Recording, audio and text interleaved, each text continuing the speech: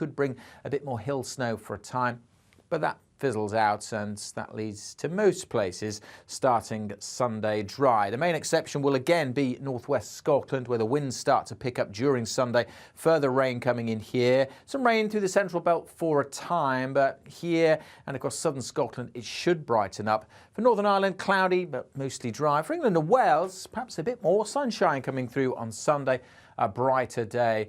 Getting windy once more in the northwest. But again, pretty mild for the middle of February, double digits and into the teens in the south. Goodbye.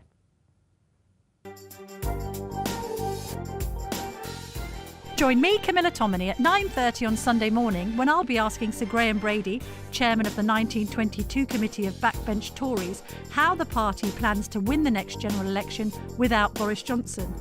And Callum Best, son of Manchester United legend George Best, will be telling me what it was like to live in the shadow of a flawed genius. All that and more at 9:30 on Sunday. You've probably seen politicians interviewed 1,000 times, but we do it differently. We find out who they really are, we don't shout, we chat, and hopefully we bring a bit of light, not just heat. Did you know Kate Moss? Apparently. Do you have a pair of jeans or a pair of jeans? No, of course I don't. What would I do with them? My friends are like, oh my God, what's she doing now? Join me every Sunday at 6 for Gloria Meets, only on GB News, the People's Channel, Britain's news channel. It's all about family, being in people's living rooms, all the interaction and getting to know who our viewers and listeners are. When I was young, my dad used to say, no, stop arguing. I wanted an outlet that would enable me to give my opinion. People are going through a really hard time right now, and I know that you don't feel like you're being listened to by the establishment. I came to GB News because it's the People's Channel, and I want the audience to have their say on the events of the day. We're dynamic. We do something different. Democracy shows that the wisdom of the nation is in its people. I get to travel to find out what the story is from a personal perspective. The British people aren't fools. We know when we're not being told the full story. We've got to work out how Britain moves forward from this. It's the best country in the world. The establishment had their chance. Now we're here to represent your views. Britain's watching. Britain's watching. Britain's watching. We're proud to be GB News, The People's Channel. Britain's news channel. Join me, Camilla Tominey, on Sunday mornings from 9:30, taking the politicians to task and breaking out of SW1 to see how their decisions are affecting you across the UK. Bursting the Westminster bubble every Sunday morning, only on GB News, the People's Channel. Britain's watching.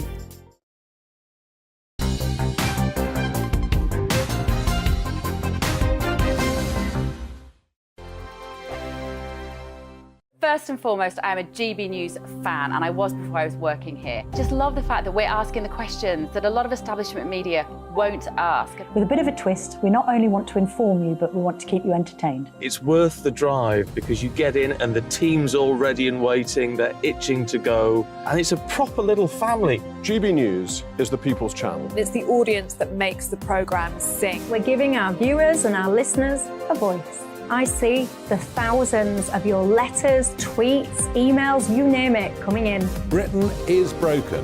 How on earth did we get into this mess? But more importantly, how do we get out of it? The establishment had their chance. Now we're here to represent you. It's time for something different. It's time for GB News. I'm very patriotic. I believe in Britain.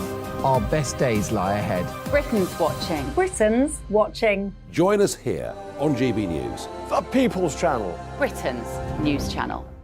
We are GB News, right across the nation. You can get us on television, on radio, on digital. We're absolutely everywhere. Amazing. You see, amazing. You remind me of me in the European Parliament. But here's the most important bit. We are not part of the mainstream establishment. We think and speak just like you do. We are the People's Channel. Magnificent. That's really, really thoughtful. Come and join us on GB News, the People's News Channel. Monday to Thursday, 9 p.m. till 11 p.m. Join me, Dan Wootton. I'll bring you the sharpest takes and hottest debates. Do you not believe in prison? I don't believe in prison. I'm completely stunned. I guarantee you there'll be no spin, no bias, no censorship. I actually was personally quite offended by it.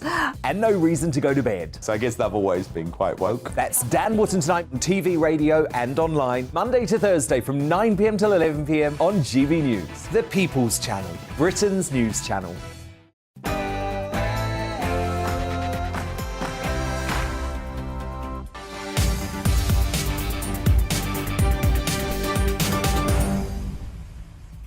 It's Friday, it's Patrick Christys on GB News, so tell your boss they can stick the job where the sun doesn't shine.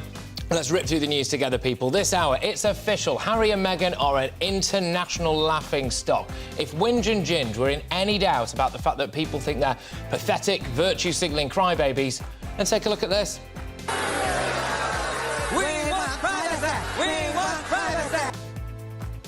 Oh yes, they got the South Park treatment, didn't they? The Americans have come for them, and now they're even less popular than smallpox on both sides of the Atlantic. Also, fly tippers, you know those scumbags who dump their rubbish in lay-bys or on country lanes? What punishment should they get? Labour wants to make them clean up their own mess. OK, it's a start. I personally think they should be put in the stocks. And you don't know, genuinely, how lucky you are to be alive. Last year, counter-terror police stopped 8 terror attacks right at the last minute, possibly just seconds before a lunatic pulled the trigger. We look at Britain's terror threat, but before that, well, I'm going to throw out to the inbox, I think. GBviews at gbnews.uk. For you, what's the worst thing about Harry and Meghan? GBviews at gbnews.uk. What's the worst thing about Harry and Meghan? Right now, it's your headlines.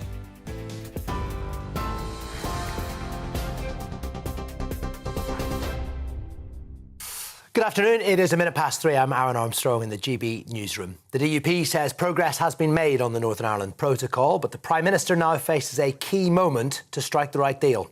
Rishi Sunak held talks earlier with Stormont leaders in an attempt to resolve the contentious post-Brexit trading arrangements. The Prime Minister will meet EU leaders in Germany tomorrow amid speculation a deal could be unveiled early next week. Sinn Féin believe an agreement's absolutely possible. The DUP leader, though, Jeffrey Donaldson, says the immediate future of the province is at stake. The decisions that will be taken by the Prime Minister and by the European Commission will either consign Northern Ireland to more division, or they will clear a path towards healing and to the restoration of the political institutions. Clearly, there will be further discussions between the UK government and the European Union, but I think it is safe to say that progress has been made across a range of areas, but there are still some areas where further work is required. The SNP's postponed a conference on independence following the resignation of First Minister Nicola Sturgeon. The party's executive committee says a ballot to select the new party leader will close on the 27th of March. John Swinney, the Deputy First Minister, has already announced he will not enter the race. The Scottish Government, meanwhile, has offered healthcare staff an average 6.5% pay rise. Workers would also receive a one-off payment of between £400 and £900. Unison Scotland's head of health, Matt McLaughlin, has called it a credible pay offer that needs serious consideration. The Royal College of Nursing has announced a new 48-hour strike in England. Members from 128 NHS trusts will walk out on the 1st of March. In an escalation, the RCN says will reduce services to an absolute minimum. Nurses in emergency, intensive and cancer care, all previously exempted, will join picket lines for the first time. However, the union says life and limb care will continue. Around 1,500 ambulance workers in Wales will now join almost 10,000 GMB members across England in a strike on Monday. It comes after the GMB union announced its staff in Wales had rejected an offer from the Welsh Government. Meanwhile, ambulance workers in the West Midlands have been on the picket lines today, with patients facing yet more delays as a result. Members of the GMB and Unite unions are staging a walkout in their long-running dispute over pay and staffing. The Home Secretary has asked for an explanation over the disclosure of Nicola Bulley's private life. Suella Braverman has questioned why Lancashire Police decided to release details of Nicola's private life at a press conference. The force says Miss Bulley's suffered some significant issues with alcohol in the past and has struggled with the perimenopause. Lancashire Police have referred themselves to the police watchdog. The Shadow Justice Secretary, Steve Reid, says it's the right thing to do. The police should not be sharing extremely private, personal information about an individual without the consent of that individual, if they are available to give it, and if they're not, then without the consent of their close family members. If they do that, they run the risk that other victims won't feel confident coming forwards in future. So I think it's right this case is now being reviewed. We will see where this particular case comes out, but the principles are that the confidentiality of victims must always be respected by the police. A former security guard at the British Embassy in Berlin caught spying for Russia has been sentenced to more than 13 years in jail. David Smith was found to have provided names, photographs and personal details to embassy staff to Russian officials in return for payment. Smith said he was merely trying to embarrass the embassy and was suffering from depression. But in sentencing, Mr Justice Wall said Smith had put people at maximum risk. And thousands of homes have been left without power and dozens of schools closed as Storm Otto hit Scotland and the northeast of England. The Met Office says winds up to 80 miles an hour were recorded. Energy company SSEN says at least 30,000 properties without power may have to wait up to 48 hours for supplies to be fully restored. A weather warning is in place in Scotland. The earlier one has just ended for the northeast of the country. Well, this is GB News. More as it happens, but now back to Patrick.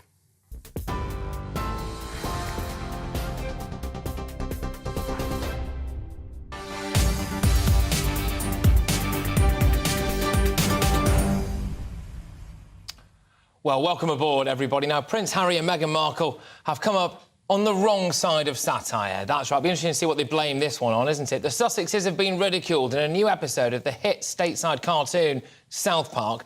The episode doesn't name the pair specifically, but the characters bear a striking resemblance to Harry and Meghan. Throughout the course of the show, OK, they complain about wanting privacy whilst continuously drawing attention to themselves with media appearances. And look, I'm just going to give you a little bit of a clip of them appearing on this particular Canadian talk show. First guest, the Prince and his wife. We want privacy! We want privacy! You've lived a life with the royal family, you've had everything handed to you, but you say your life has been hard, and now you've written all about it in your new book, Where? Yes, that's right, friend. You see, my wife and I are totally like, you should write a book because your family like stupid, and then so are like journalists. Oh, it's gold, isn't it? And his new book, Where? There you go. In the episode as well, the Prince was described as royal prince, millionaire, world traveller, victim. Meghan was described as sorority girl, actress, influencer, and victim. And then at the end, the cartoon formerly known as Prince Harry there decides that he can just live a normal life, actually. And interestingly, the character that looks a lot like Meghan decides that's not for her. Well, is this all a little bit harsh on the Sussexes, or are the creators of South Park right to expose the hypocrisy? Joining me now to discuss this is royal biographer, it's Angela Levin. Angela, you and I have spoken at length about Prince Harry's new book, Where? But look, they're not popular on either side of the Atlantic now. Who could have predicted this? Oh, well, I think it would have come in time. I think people didn't believe it because they thought it's just not true. They've had a hard time, and us in the UK didn't like Meghan because she was of mixed race, and blaming all those things to us. But actually, after the Meghan interview, and then another one, and then the long, enduring 6-hour thing on Netflix when they whined for such a long time, and then the book, Spare, I think they now realise that they're absolutely shocking. And they've decided to show it in a way that can't be legally stopped. And people will laugh at them and made ridicule of their nonsense. The first thing you showed was, they say they want their privacy, and there they are doing endless television. All their Our PR people are showing them off everywhere. It's the smallest and the largest things, and they're not taking. They want to be save the world, but they go on planes. There's so many things that this program shows that it's brilliant, really. Satire is a wonderful thing, Angela. It is a beautiful way of exposing truths and points in a way that people like you and I maybe are unable to do. And they've hit the absolute nail on the head when it comes to this and exposing the hypocrisy. What I do find interesting, though, is that Meghan and Harry decided to essentially blame a lot of the issues that they've faced here, I would argue of their own making, of course, but that they faced here, on the fact that we're all horrible little racists, certainly in post-Brexit Britain. Well, what are they going to say about America? Well, I think they're going to be really, really shocked. I mean, they're investigating at the moment about taking the royal family. You've had everything handed to you, but you say a lot's been hard, and now you've written all about it. They can't do that because the First Amendment says you can't do that to a public figure. So they've had it, really. I think Harry will be going to decline with depression, and Meghan will continue to ignore it and just move on. I think we've seen that when things are difficult for her, she just steps back for a bit and then moves on as if nothing's ever happened. One of the things that this South Park episode alluded to, there was a scene in it where Harry is, or the particular prince in that, was stood next to her and he's talking to her and he opens her head and realises that there's nothing inside her. And I think the insinuation there is that actually there's something quite vacuous about that character that bore a striking resemblance to Meghan. Your views on that?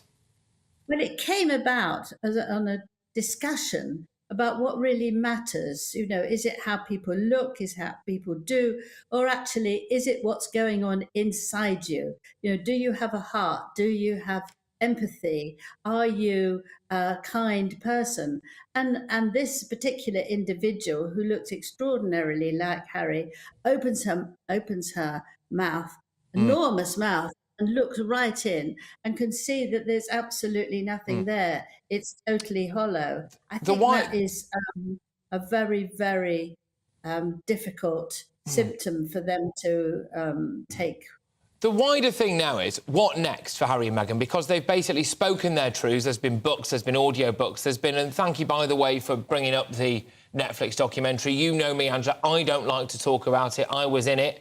I hate it when people bring up the fact that I was in the Harry and Meghan Netflix documentary, watched by millions, Netflix's most watched series ever. I don't like to bring it up, but you brought it up, so thank you for that. But what now for them? Because if they are unpopular over here and they're unpopular in America, I mean, where do they go and live? The North Pole? Well, there was a rumour that they were going to start again in Africa, change their whole way. Can't alienate another continent. I don't believe that for a second. But the cartoon actually did show them on their secret world tour, telling everybody not to look at them. And they actually did it with animals, and all the animals ran away. So, I mean, maybe there's a hint that they're going to sort of try and look after animals that were dying. But the other thing is that I think that they've just going to do things for Netflix that are romantic stories. They're not going to blame everybody or talk about themselves. They're going to do romantic stories. I think they will be yuck, but we'll have to wait and see. They've still got to deal with it. They do. Now, this, I think, is a massive win for the King and for Prince William and everyone associated with them, I would argue, for Britain, frankly, because I've had emails in, by the way, just a quick little plug here, gbviews@gbnews.uk. In light of this Harry and Meghan stuff, I want to know from you, our wonderful listeners and viewers, what you think the worst thing about Harry and Meghan is. And this is a good one here from Jeff. He says the worst thing is that both of them believe that they were more important than the institution of the royal family, the monarchy, which has existed for almost 1,000 years. And actually, the royal family now have emerged well this week, because Charles offered the olive branch to Harry. Harry's gone, well, if you want me to come to your coronation, then you're going to have to come over here and talk to me. And everyone's like, mate, have a day off, OK? And then now this South Park thing has come out, and Charles and William can see, I think, that people are laughing at them all over the world, and the power is back with our royals, is it not? Yes, I think so. But there's also another comment that Harry said that he didn't blame himself for anything that was in the book. He was very proud of it. He was pleased with it. And actually, if that's the truth, it's a real shock, because the things he said in there about himself, about his father and his brother, actually make him someone that you realise will not learn, and you can't help come out of this terrible state that he's in. Can I just ask you one final question, Angela? And it is a broader question here. It's more about society in general, actually. And I think there's been a lot of self-victimisation. It's almost become a fashion, OK, to try to expose your own flaws and the struggles that you've been through, and to paint yourself out as a victim and seek sympathy and basically say this is why everything's awful. And I've always firmly believed that the vast majority of the public don't like that. The vast majority of the public likes someone who puts their shoulders to the wheel, gets on, and when there are genuine tough times, you know, does their best to try to pick themselves up and not whinge and moan about it. And in Harry's case, I would argue he didn't actually have that much to whinge about to begin with. Do you think this could be a signal now for people to, frankly, stop moaning and start cracking on a bit? Well, you know, they said that he was an influencer and Meghan was an influencer, but I hope that people don't take that up. I think it will be a very hard journey back. But I think that the Queen was right when she said don't complain and don't explain, because this means you have a stiff upper lip. It doesn't have to be a totally unmovable stiff upper lip, but you have to be a bit courageous. It's the same things how they're stopping nursery rhymes, they're stopping children's stories. Everything's got to be protected because they're all sort of so delicate. Not at all. You have to bring people up with a bit of difficulty and make things hard for them so that they learn to grow and are decent human beings who can cope. You can't cope if you're a victim. You've got to be strong and take things as they come. To be fair, if I was a victim with a whopping great big trust fund and a palace to fall back on, I think I would cope just fine. But, Angela, thank you very, very much. As ever, Angela Levin there, who is, of course, the internationally renowned royal biographer, just reacting to those clips, those fantastic clips. We're going to be returning to these throughout the show, by the way, because Harry and Meghan are now about as popular as smallpox on both sides of the Atlantic. But we are moving on, OK? We are moving on, because very significant progress has now been made on a potential Northern Ireland Protocol deal. Now, OK, people, there are 3 words in the English language that I think sometimes, unfairly possibly, but sometimes could be used as some kind of sleeping pill. And those words are Northern Ireland and Protocol. But here we are. That's according to the Sinn Féin leader, Mary Lou McDonald, who thinks maybe there could be progress on this particular thing now, and we're going to try to get stuck into it. She spoke after talks with the Prime Minister, Rishi Sunak, earlier. Now, the PM has been visiting the country in a bid to try and get its devolved assembly back up and running. The Northern Ireland Assembly hasn't met since summer last year after the DUP protested over post-Brexit trading arrangements. But this is what I want to know. Is it going to be some kind of Brexit betrayal? Are we going to end up siphoning off some of our territory to the European bigwigs over there? Or is it actually a big barnstorming Brexit victory? Joining me now is GB News' political reporter Olivia Utley, who is in Holyrood, County Down, where leaders have been meeting, and she's been following the events throughout the course of the day. Olivia, hit me. Thank you very much for that introduction, Patrick. I hope it won't be too much of a snoozeville.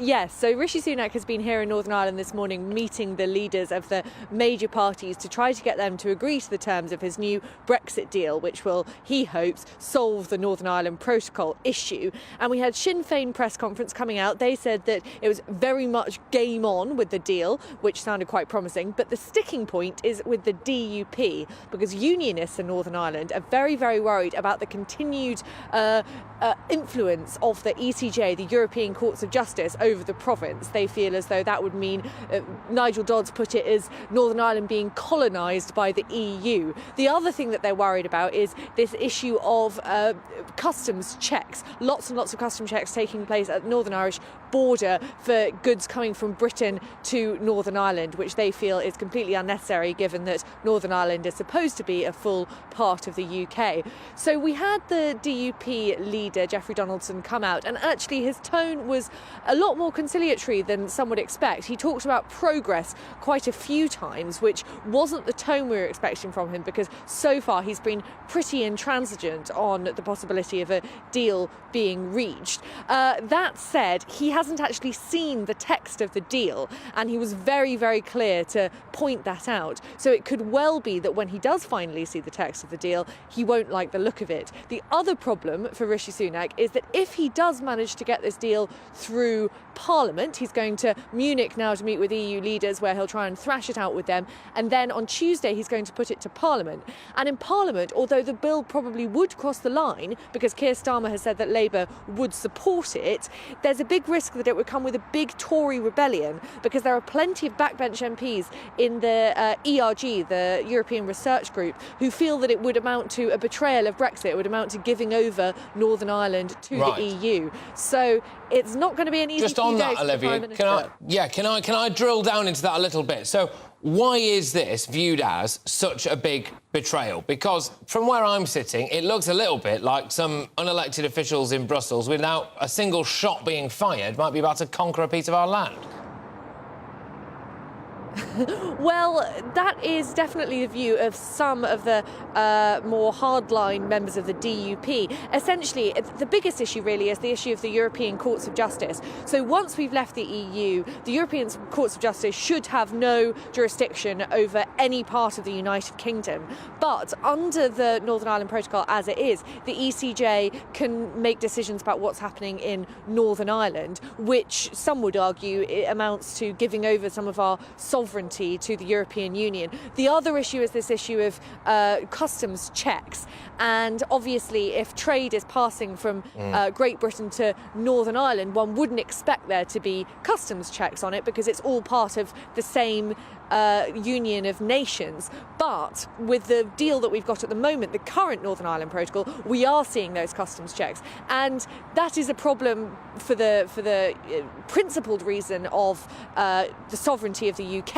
But it's also proving a big problem for businesses in Northern Ireland who are just having to go through masses of paperwork to trade with the mainland of Great Britain. So those are the two main issues really, and it sounds as though there has been a little bit of progress on some of them, but there are still plenty of areas which need clarity, as Geoffrey Donaldson euphemistically put it. Fantastic. Olivia, great stuff. Thank you very much. Olivia Rutley there, GB News' political reporter who's in Northern Ireland, picking through that. Just going to delve into the inbox quickly, gbviews@gbnews.uk. I've been asking you pretty straightforwardly, in light of the absolute hatchet job that was done stateside on Harry and Meghan earlier on. They are now not popular either side of the Atlantic. It'll be interesting to see what they blame that on over there, won't it? Whether it's unconscious bias or actually just the fact that people can now see straight through them. I really do believe Harry has had it tough. Anyone losing a mother at a young age, having to bear grief in public, is bound to struggle. This is from Ian. Completely understand that, Ian. What Ian does go on to say, though, is, but the way he's going about it is all wrong. Yeah, absolutely. And I think South Park did it best, as they usually do, saying, we want privacy, and calling his new book Wah, which is, realistically, let's be honest with you, what it all is, realistically. So there we go. Keep your views coming in. I have been asking you what you think the worst thing about Harry and Meghan really is. And so far, betraying our royal family is one, and the fact that they, in the view of Chris here, caused the Queen and Prince Philip headaches and grief in their end days. And I am wholeheartedly behind what you said there, Chris. Thank you very much. Coming up, the Home Secretary has waded into the national conversation on missing woman Nicola Bulley. Suella Braverman has raised concerns with police after they revealed personal information about her. We were live on this show yesterday talking about police failures and trying to hold their feet to the fire on all of this as it broke that the Lancashire police had referred themselves to the watchdog. It has been an absolute hot mess from start to finish. And did you see what one of the coppers turned up wearing for one of the press conferences? As well, looked like she was going to a night out. More on that next.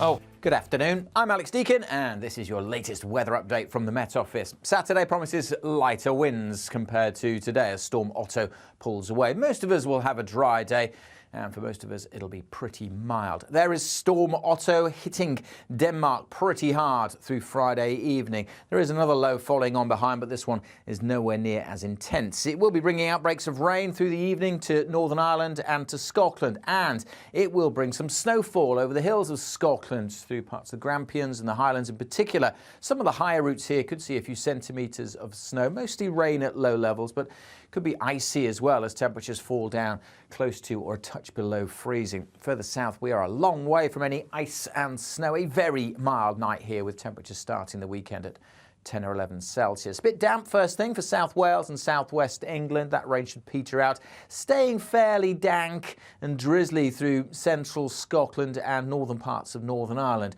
Northern Scotland much brighter, and certainly the winds a lot lighter than today. Bit breezy elsewhere, but again generally cloudy, some brighter spells, and really mild. 14, 15 degrees with a bit of sunshine. Feeling quite chilly, I suspect, though, through the central belt. 6 or 7 at best here with the rain and drizzle, which is likely to pep up again through Saturday evening. Could bring a bit more hill snow for a time, but that fizzles out, and that leads to most places starting Sunday dry. The main exception will again be northwest Scotland, where the winds start to pick up during Sunday. Further rain coming in here. Some rain through the central belt for a time, but here and across southern Scotland it should brighten up.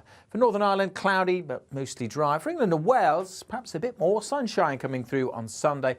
A brighter day. Getting windy once more in the northwest. But again, pretty mild for the middle of February, double digits and into the teens in the south. Goodbye.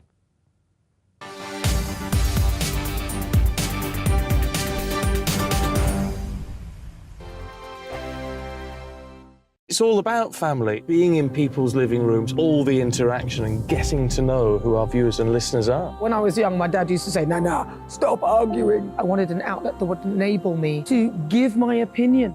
People are going through a really hard time right now, and I know that you don't feel like you're being listened to by the establishment. I came to GB News because it's the People's Channel, and I want the audience to have their say on the events of the day. We're dynamic. We do something different. Democracy shows that the wisdom of the nation is in its people.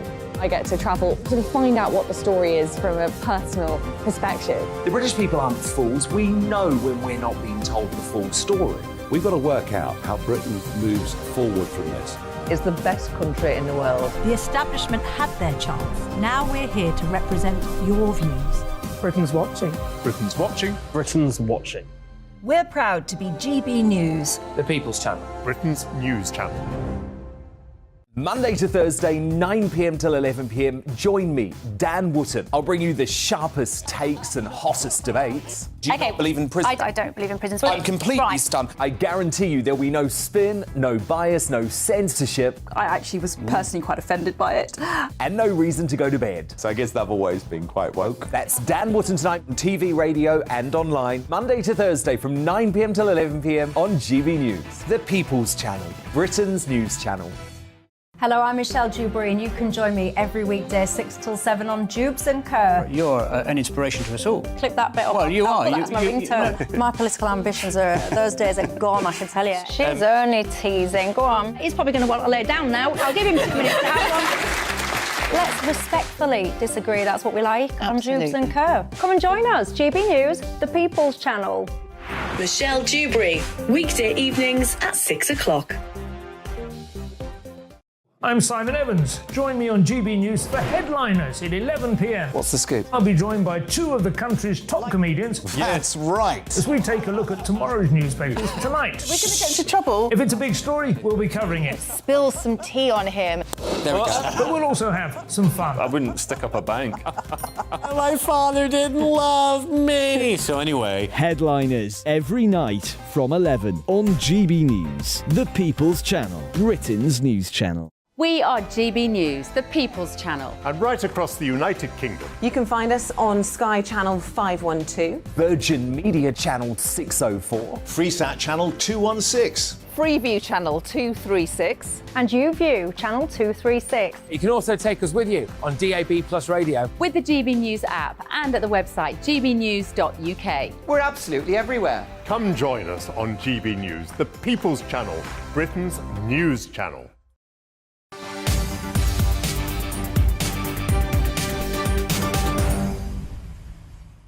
OK, people. Well, look, the Nicola Bulley case, it's the missing mum, has gripped the nation. It's been around, I think, 21 days now since she sadly went missing, and we've had numerous different developments on it throughout the course of that time. And the spotlight firmly has fixed now on Lancashire Police, and indeed they've fixed the spotlight on themselves, actually, because they referred themselves to the independent watchdog, and that was yesterday. In fact, we broke that live on this show, just right at the end of it. Well, today's development is that the Home Secretary, Suella Braverman, has asked Lancashire Police to explain why they disclosed details about Nicola Bulley's health. So for those of you who weren't aware, obviously those details were that she'd previously struggled with alcohol. That problem had now maybe reared its head again, and that she'd struggled with various things, hormonal issues to do with menopause, etc. Anyway, the Independent Office for Police Conduct has said that they've made contact with Lancashire Police over information that was made public in a press conference about the missing mother's private life.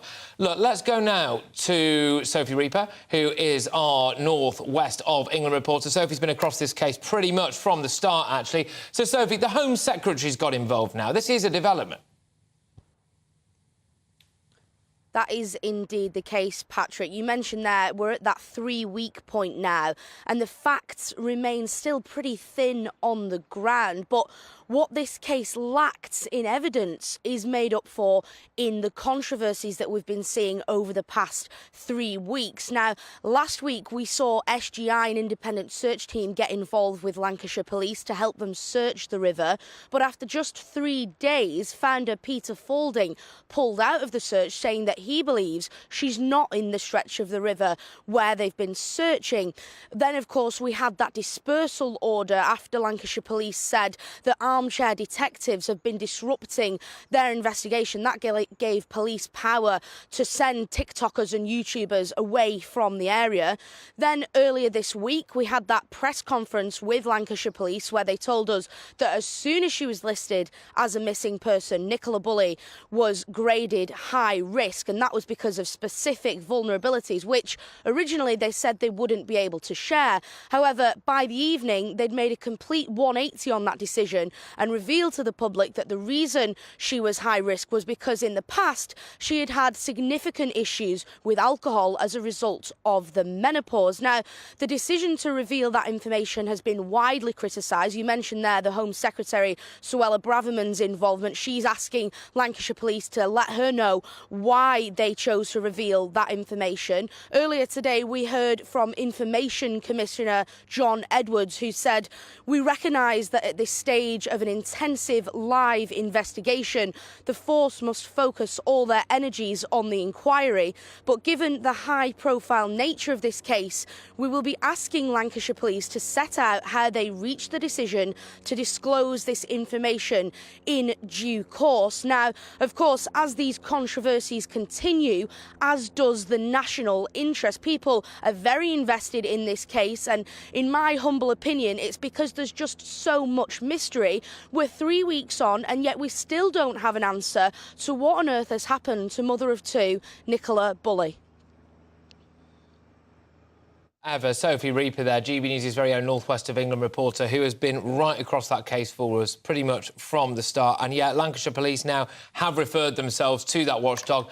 Look, it just looks awful. I know people have huge amounts of sympathy. Of course they do, for everything that's going on. And they know that the police are working hard. But I think a lot of people now are starting to wonder, well, hang on a minute. Are you just trying to cover yourselves? You didn't tell the independent dive force this information. If it's relevant, you should have told them. If it's not relevant, you shouldn't have told us, should you? Because now poor Nicola's reputation is, frankly, in a particularly bad state. Her family now have to deal with all of this stuff as well. And the fact that they revealed that she had specific vulnerabilities, they were trying to tell people like myself that, and the public in general that, to show that, oh, this is why we went so big on it. This is why we went so big on the search for her. Well, you might have gone big on the search for her, but supposedly you were looking in the wrong place, for example. And also, on top of that, where are we now? Realistically, Nicola's reputation is tarnished, and also they've been, frankly, slacking off the public as well, saying, oh, you've been giving us a load of duff information. Well, given the fact that the police have obviously not come to any kind of significant conclusions in this case at the moment, and they've tried to shift blame. And it didn't help matters, by the way, and this is controversial, but it didn't help matters that one of the detectives turned up to that press conference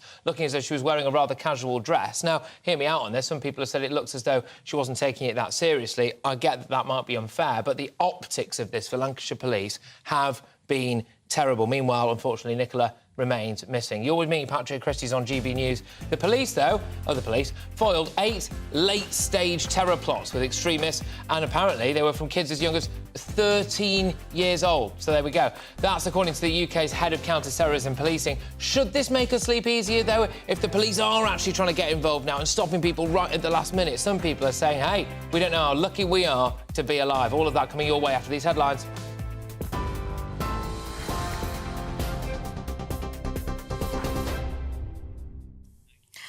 Patrick, thank you. Good afternoon. This is the latest from the GB Newsroom. The DUP says progress has been made on the Northern Ireland Protocol following discussions in Belfast with the Prime Minister, but further work is required. Rishi Sunak held talks with Stormont leaders this morning as they try to resolve the contentious post-Brexit trading arrangements.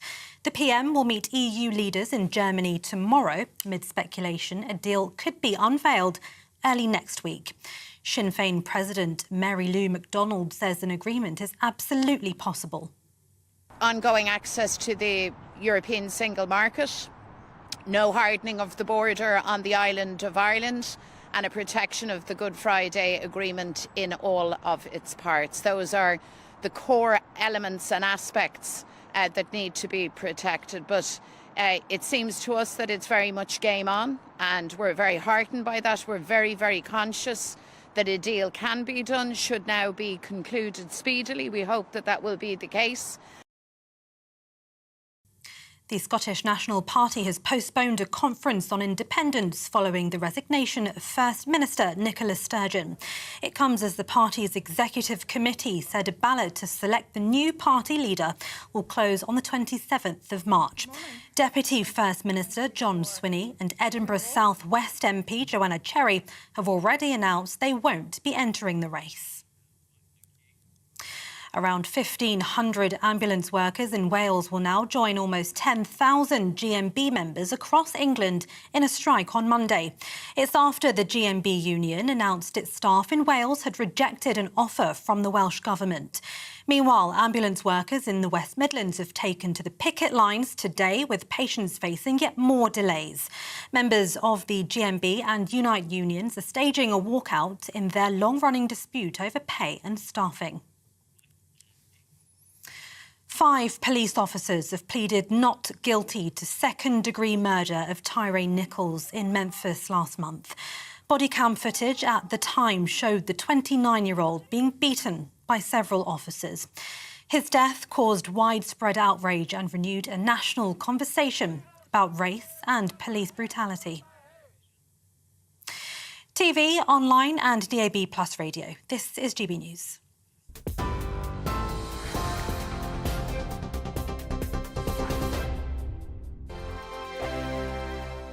We are GB News, the People's Channel. And right across the United Kingdom. You can find us on Sky Channel 512. Virgin Media Channel 604. Freesat Channel 216. Freeview Channel 236. And YouView Channel 236. You can also take us with you on DAB+ radio. With the GB News app and at the website gbnews.uk. We're absolutely everywhere. Come join us on GB News, the People's Channel, Britain's news channel.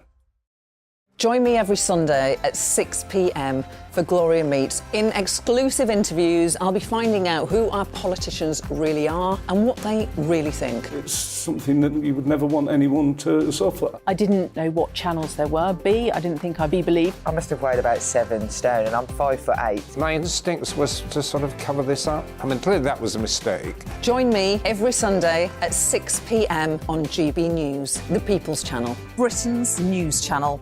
Monday to Thursday on GB News, it's Bev Turner Today from 10 a.m. We're going to be here for you, our GB News family, to keep you up to date, but also make you smile. There's a guy who went from puberty to adultery. And I can't wait to bring a few of my own opinions. I have no time for cultural totalitarianism. We'll engage in passionate, but always polite debate, with your thoughts and opinions at the centre of it all. Only on GB News, the People's Channel, Britain's news channel.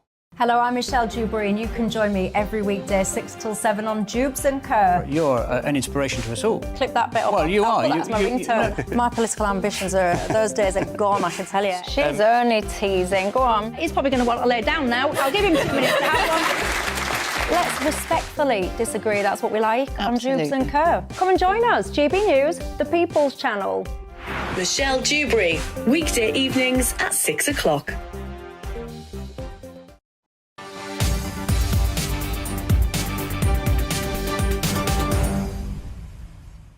Now, the police get a lot of stick, and in my opinion, rightly so sometimes. You only have to look back at things like the grooming gang situation or, frankly, what's been going on with the likes of Wayne Couzens, and indeed possibly as well in the case of Nicola Bulley, the police coming into heavy criticism there for their handling of that investigation. We've just been talking about that. But here is potentially some good news for our police and indeed for all of us, because we, frankly, don't know how lucky we are to be alive. The UK's head of counter-terrorism policing, Matt Jukes, has revealed that the force stopped 8 late-stage terror plots last year with a number of close calls. In fact, he called some of them goal-line saves, which really...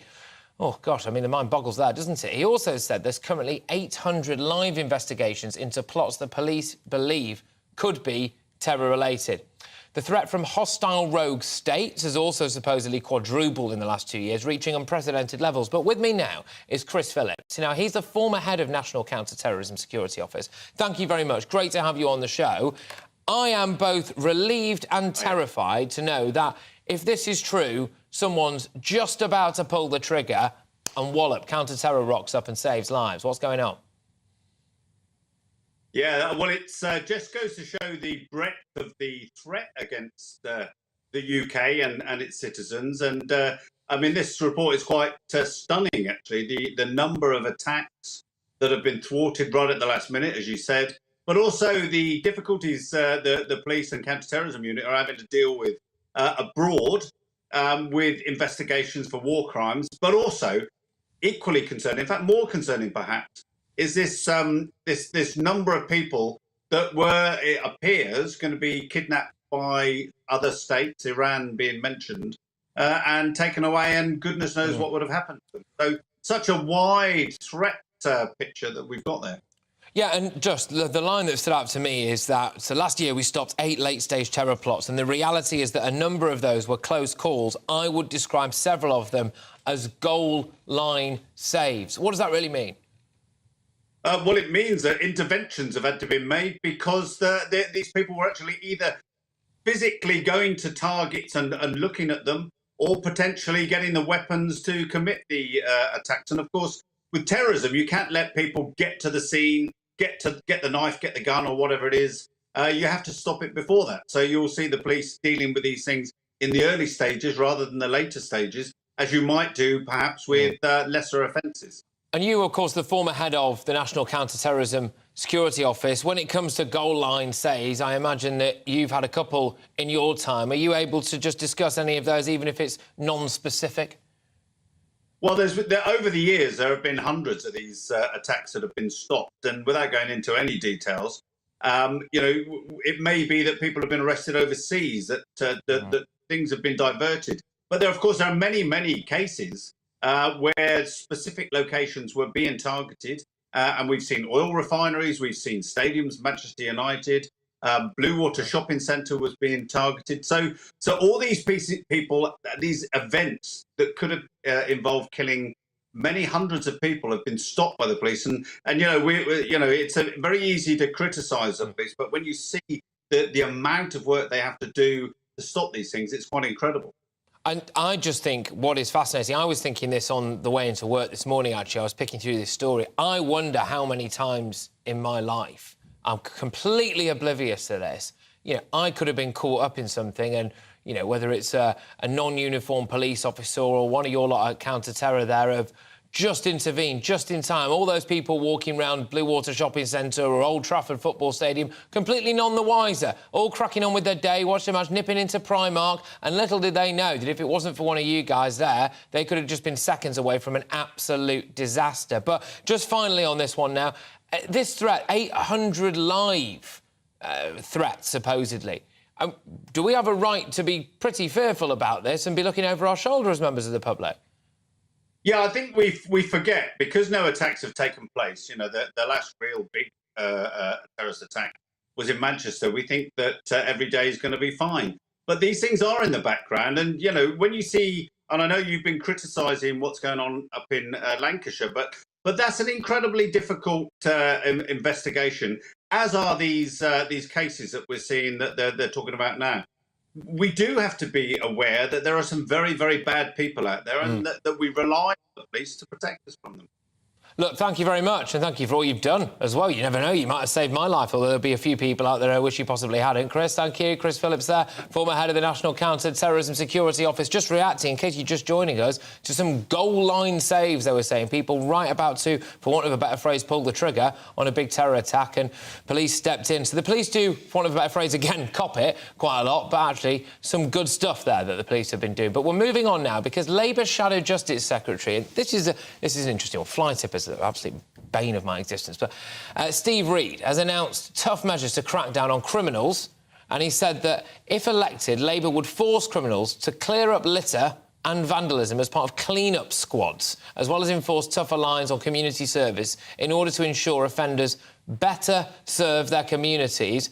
We're going to be talking about this as well from an individual who has actually suffered a lot and is suffering at the hands of those pesky fly tippers who I think probably should be put in the stocks, but you can't really say that. GBNews' national reporter Paul Hawkins is here first, though. You spoke to Steve Reid earlier on, so is this a tough on crime, tough on the causes of crime, is it? Yeah, and in fact we had that from Yvette Cooper, the Shadow Home Secretary, yesterday, and in fact today Steve Reid was making a speech generally about antisocial behaviour, and he invoked the name of Tony Blair twice, so clearly Labour kind of moving in that direction in the run-up to next year's expected election. But, yeah, he was focusing today as part of that speech on antisocial behaviour on fly tipping, on litter, on vandalism. He was talking about these clean-up squads. Just to give you an idea of the scale of the problem, 1.1 million fly tipping incidents into March last year. That's actually slightly down, and the number of enforcements are 11% up. So councils are cracking down on this, but they're using things like warning letters, investigations and fixed penalty notices. Only 4... I mean, when you think of fly tipping, you think of those enormous piles of rubbish, don't you, that look like they could fill a lorry. Actually, only 4% with the size of a tipper lorry, a third with the size of a small van load. The biggest proportion, a quarter, were about the size of a car boot load or less. So that's where they're looking to crack down on this sort of thing.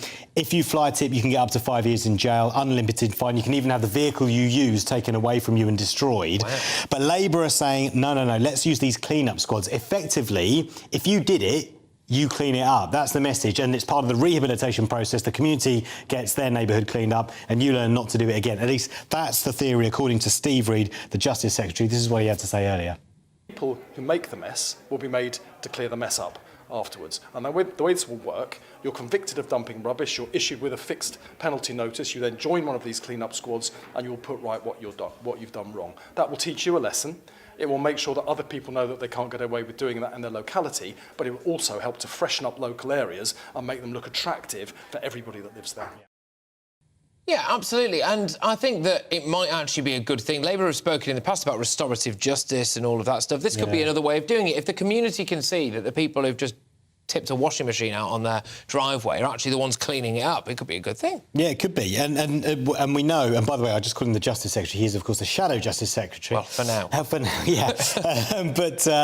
yeah. Look, when it comes to things like this on crime, we know that Labour, traditionally, historically, they've been weak. The Conservatives have kept that mantra when it comes to crime and the economy. Labour when it comes to things like the NHS. This is where Labour are keen to claw some ground back. And so we're hearing a lot of phrases like tough on crime, tough on the causes of crime, and this kind of reforms to not just things like this, but also just generally the justice system. They're looking at this kind of trauma-focused justice system that they say they'll bring in, that will completely change the way we look at how those who offend are punished and also how they're rehabilitated. Yeah, it's fascinating stuff. Paul, thank you very, very much. Paul Hawkins there, our national reporter, who did speak to Steve Reid earlier on, the Shadow Justice Secretary. With me now, OK, this is a lady who's got some personal impact stories of fly tipping. It's reality TV star and commentator, it's Narinder Kaur. Narinder, thank you very much. Now, I understand that you actually have some issues with fly tippers at the moment, do you? Yeah, so where I live in London, thankfully I'm on the 3rd floor because the 1st floor actually got rats now. And every day you walk out, you go downstairs to put your rubbish and you'll find a sofa, a washing machine, chairs, there you go. So wait a second, sorry, Narinder, sorry. So that's outside where you live now. If people are listening on radio, to be honest with you, it does, and I mean this with absolute respect, Narinder, it looks like a tip because people have just dumped all of their rubbish. I mean, there's beds there, there's hardware, there's all sorts. Go on, carry on. Patrick, that's just that side. There was another side that's got the food rubbish that actually people just dump their food as well. So that's why the first floor of our flat, thankfully I'm on the third floor, have got rats. And you know, in our group chat, they're like, we've got rats, and that's because people are dumping. And this is in North London, and no one's picking it up. The council aren't coming, no one is picking it up because they actually don't know who's doing it. It could be done in the middle of the night. So as far as what Steve Reed's saying is, how do we catch these people? How do we know? They're coming in the middle of the night.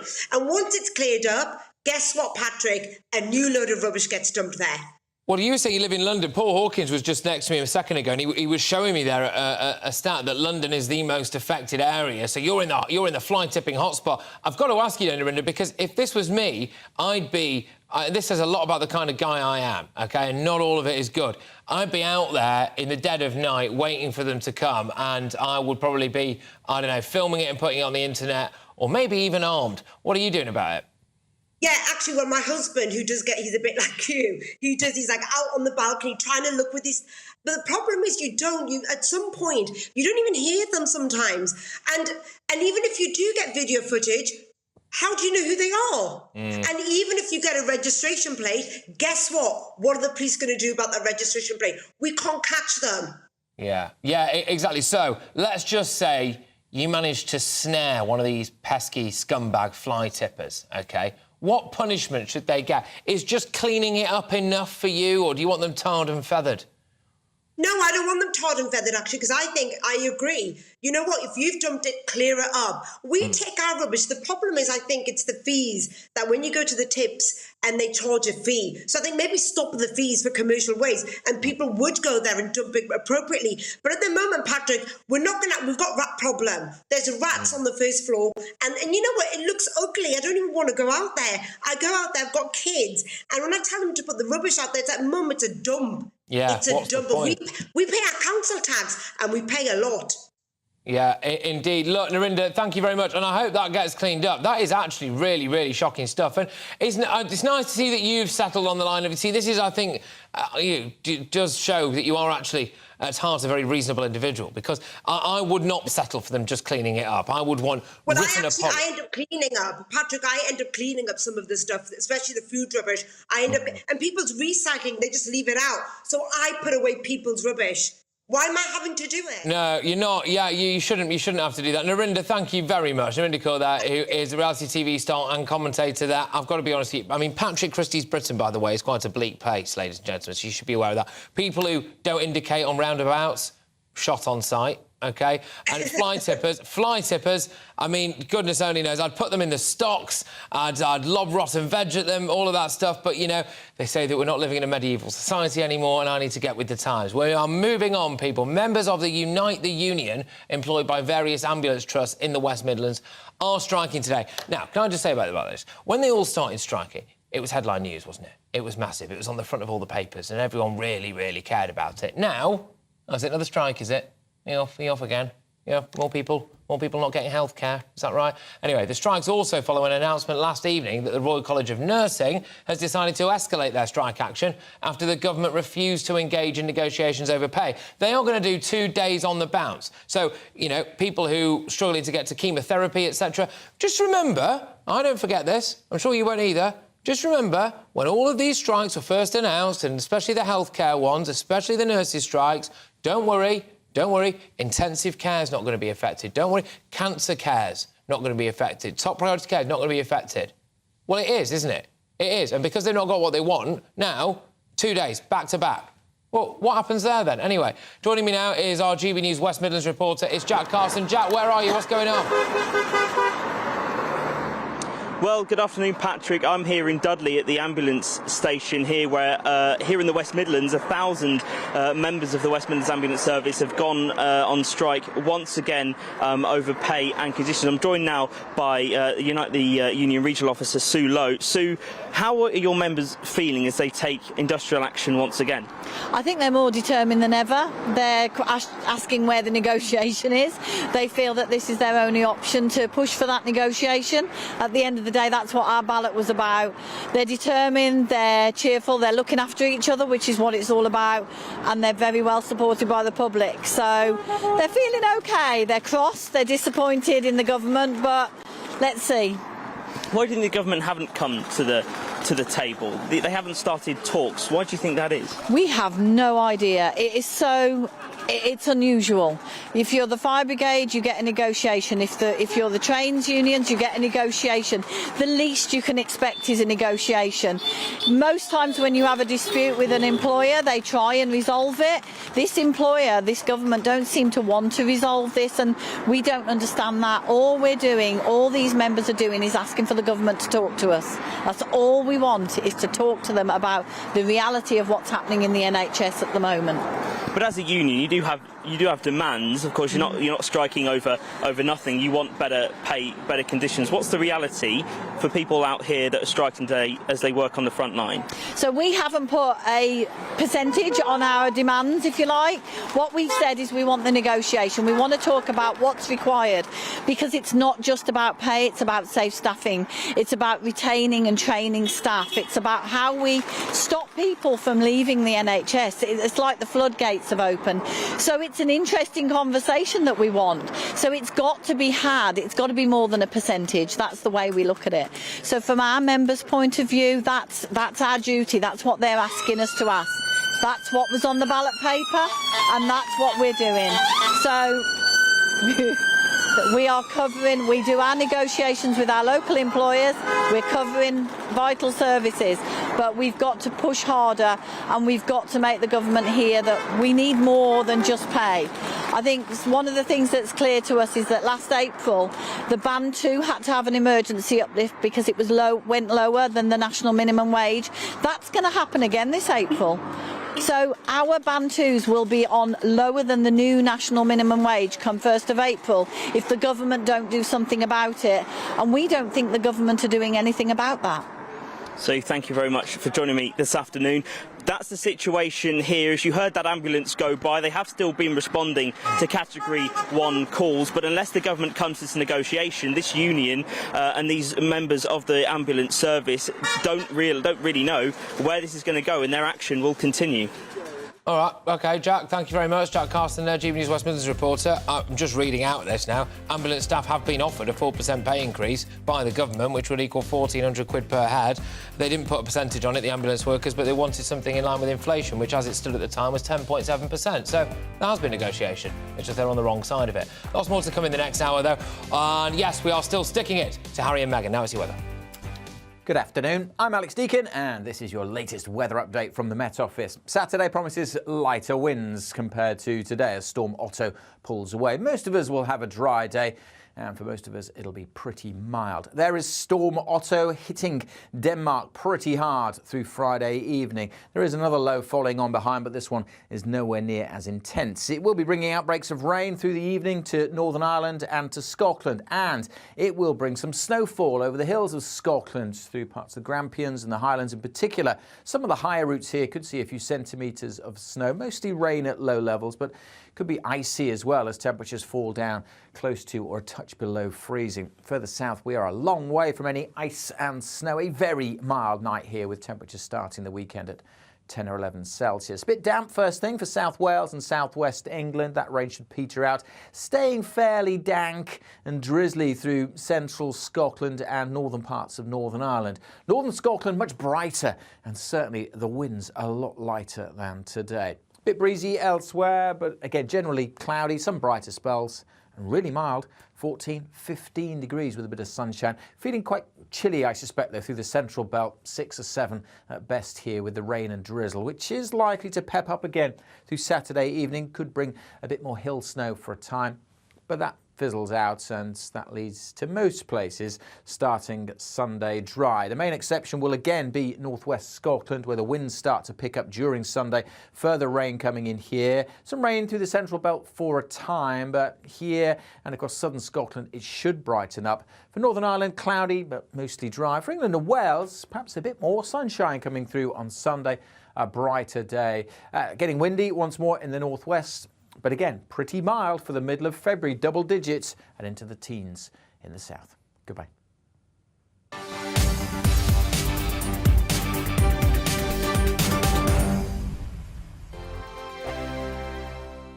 First and foremost, I am a GB News fan, and I was before I was working here. Just love the fact that we're asking the questions that a lot of establishment media won't ask. With a bit of a twist, we not only want to inform you, but we want to keep you entertained. It's worth the drive because you get in and the team's all ready and waiting, they're itching to go, and it's a proper little family. GB News is the People's Channel. It's the audience that makes the programme sing. We're giving our viewers and our listeners a voice. I see the thousands of your letters, tweets, emails, you name it, coming in. Britain is broken. How on earth did we get into this mess? But more importantly, how do we get out of it? The establishment had their chance. Now we're here to represent you. It's time for something different. It's time for GB News. I'm very patriotic. I believe in Britain. Our best days lie ahead. Britain's watching. Britain's watching. Join us here on GB News. The People's Channel. Britain's news channel. We are GB News, right across the nation. You can get us on television, on radio, on digital. We're absolutely everywhere. Amazing. You see, amazing. You remind me of me in the European Parliament. But here's the most important bit. We are not part of the mainstream establishment. We think and speak just like you do. We are the People's Channel. Magnificent. That's really, really thoughtful. Come and join us on GB News, the People's News Channel. Monday to Thursday, 9 p.m. till 11 p.m. Join me, Dan Wootton. I'll bring you the sharpest takes and hottest debates. Do you not believe in prisons? I don't believe in prisons. I'm completely stunned. I guarantee you there'll be no spin, no bias, no censorship. I actually was personally quite offended by it. And no reason to go to bed. So I guess they've always been quite woke. That's Dan Wootton tonight on TV, radio and online. Monday to Thursday from 9 p.m. till 11 p.m. on GB News. The People's Channel, Britain's news channel.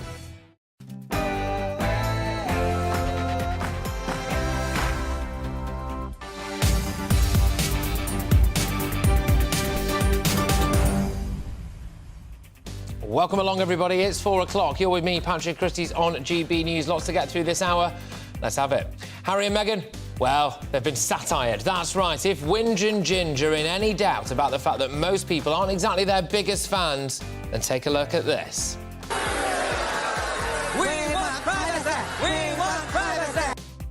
Oh, yes, there you go. You hate to see it, don't you? The Americans have come for them now. They are even less popular than smallpox on both sides of the Atlantic. You hate to see it. And couple of this as well. Vladimir Putin's chief attack dog, really, has called for London to be turned into dust. Fire, flames. Oh, you're hard. But how much of a threat is this now? Are we actually looking at what Putin is going to do? Would you say, OK, all right, that's enough now, send in the troops? Frankly, I just think he's mugging himself right off. And our GB News People's poll has found that the vast majority of Brits support age verification checks on porn websites to stop kids accessing adult material. I will be interviewing a porn star about that one, so you're not going to want to miss that. GBviews at gbnews.uk. We're going in on the Harry and Meghan stuff when I'm back after the headlines, people, and I want to know, what do you think is the worst thing about Harry and Meghan? But be sharp, we haven't got all day. GBviews at gbnews.uk. Headlines.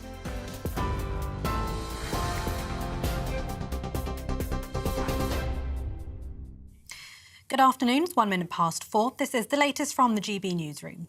The DUP says progress has been made on the Northern Ireland Protocol, but the Prime Minister now faces a key moment to strike the right deal. Rishi Sunak held talks with Stormont leaders this morning as they try to resolve the contentious post-Brexit trading arrangements. The Prime Minister will meet EU leaders in Germany tomorrow. Amid speculation, a deal could be unveiled early next week. Sinn Féin believe an agreement is absolutely possible. DUP leader Geoffrey Donaldson says the immediate future of the province is at stake.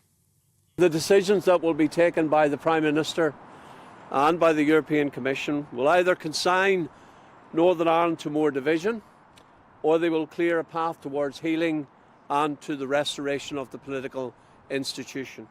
Clearly, there will be further discussions between the UK government and the European Union, but I think it is safe to say that progress has been made across a range of areas, but there are still some areas where further work is required. The SNP has postponed a conference on independence following the resignation of First Minister Nicola Sturgeon. It comes as the party's executive committee said a ballot to select the new party leader will close on the 27th of March.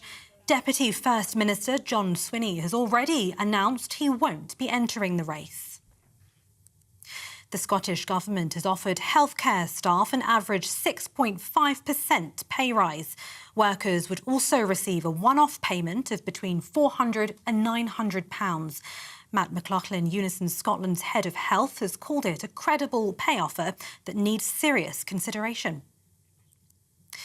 The Royal College of Nursing has announced a new 48-hour strike in England. Members from 128 NHS trusts will walk out on the 1st of March in an escalation the RCN says will reduce services to an absolute minimum.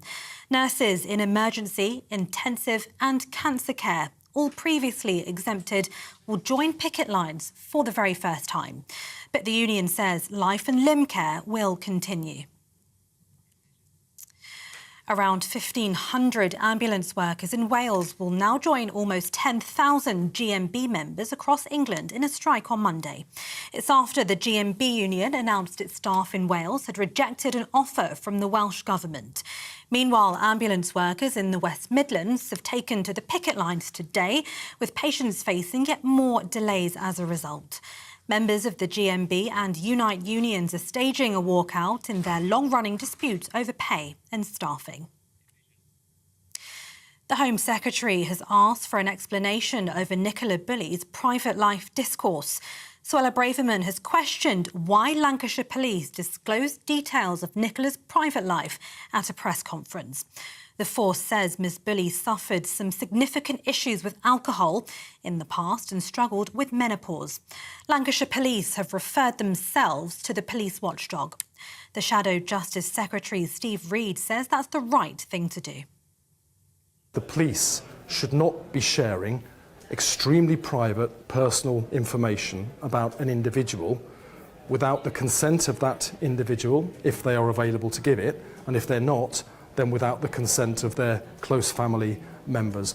If they do that, they run the risk that other victims won't feel confident coming forwards in future. So I think it's right this case is now being reviewed. We will see where this particular case comes out, but the principles are that the confidentiality of victims must always be respected by the police. A former security guard at the British Embassy in Berlin caught spying for Russia has been sentenced to more than 13 years in jail. David Smith was found to have provided names, photographs and personal details of embassy staff to Russian officials in return for payment. Smith said he was merely trying to embarrass the embassy and was suffering from depression, but Mr Justice Wall said Smith had put people at maximum risk. 5 police officers have pleaded not guilty to second-degree murder of Tyre Nichols in Memphis last month. Body cam footage at the time showed the 29-year-old being beaten by several officers. His death caused widespread outrage and renewed a national conversation about race and police brutality. Thousands of homes have been left without power, with dozens of schools closed as Storm Otto hit Scotland and the northeast England. The Met Office says winds as high as 80 miles per hour have been recorded, causing trains and flights to be cancelled. Northern Power Grid says around 19,000 homes have been left without power, whilst more than 11,000 have since had supplies restored. This is GB News. We'll bring you more news as it happens. Now it's back to Patrick.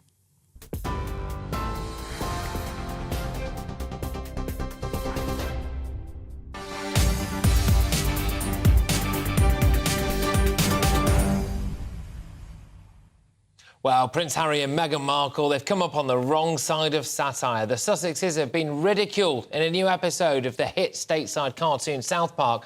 The episode doesn't name the pair specifically, but the characters, well, they look a lot like Harry and Meghan, and through the course of the episode, they complain about wanting privacy, while constantly drawing attention to themselves, even letting fireworks off outside their house, banging on people's windows. Yes, I know, welcome America. This is what we've felt like for absolutely ages now. I've got a short clip for you of them appearing on this Canadian talk, so take it away. First guest, the Prince and his wife. We want privacy! We want privacy! You've lived a life with the royal family, you've had everything handed to you, but you say your life has been hard, and now you've written all about it in your new book, Where? Yes, that's right, friend. You see, my wife and I are totally like, you should write a book because your family like stupid and then so are like journalists. It's great. It's so good. Yes, absolutely. And in this as well, they describe Harry as a globetrotter, a traveller, a world traveller and a victim, and Meghan Markle as a sorority girl, actress, influencer and victims. Now, towards the end of this, and this is fascinating, isn't it, that South Park have tapped into this kind of insight. They say that they're trying to make themselves into a brand that's just turned us into products, and we're not going to do any more magazines, we're not going to do any more Netflix shows. And the cartoon that looks like Harry puts that to the cartoon that looks like Meghan, and Meghan Markle decides that she wants to leave him. Anyway, is this all a bit harsh on the Sussexes, or are the creators of South Park right on the money? Joining me now is the royal commentator Richard Fitzwilliams. Richard, I know you've always been a massive fan of South Park. Look at you. You know, what gives it away. But, look, now I think it's fair to say that Harry and Meghan are considered to be as repulsive in America as they are over here. And in the long run, I think that's probably a good thing. Well, you know, when it comes to mocking and when it comes to satire, South Park is pretty dark, pretty profane and very popular. But normally, it's not my sort of thing. And normally, and these are not normal circumstances, normally I would extend a hand of a certain amount of sympathy. No way after the way they've behaved. I mean, the facts of the matter are they need to be taken down, and this way of doing it, if you like South Park, if you don't, the facts are they are entitled, and there is this aspect to them that nobody dares laugh at them, that their truth is the truth, this sort of thing. They make all their money out of the royal family, and of course, as you know, from the beginning of December, breaking for Christmas and then subsequently back in January, attack, a war on the royal family. So I'm afraid there's no sympathy from me. And Meghan Markle was exposed in this. Bear in mind that she, of course, spent a lot of time in Canada, spent a lot of time in America, and you would have thought that audience, that's what we were told, wasn't it? Oh, actually, Meghan's popular. Richard, I'm going to have to ask you to stay there, I'm afraid, because I've just been told that I've got to go to some breaking news. Richard, sorry about that. Yeah, OK. 5 police officers have pleaded not guilty to second-degree murder of Tyre Nichols in Memphis last month. I believe we can go live now to Memphis, where his family is speaking outside court.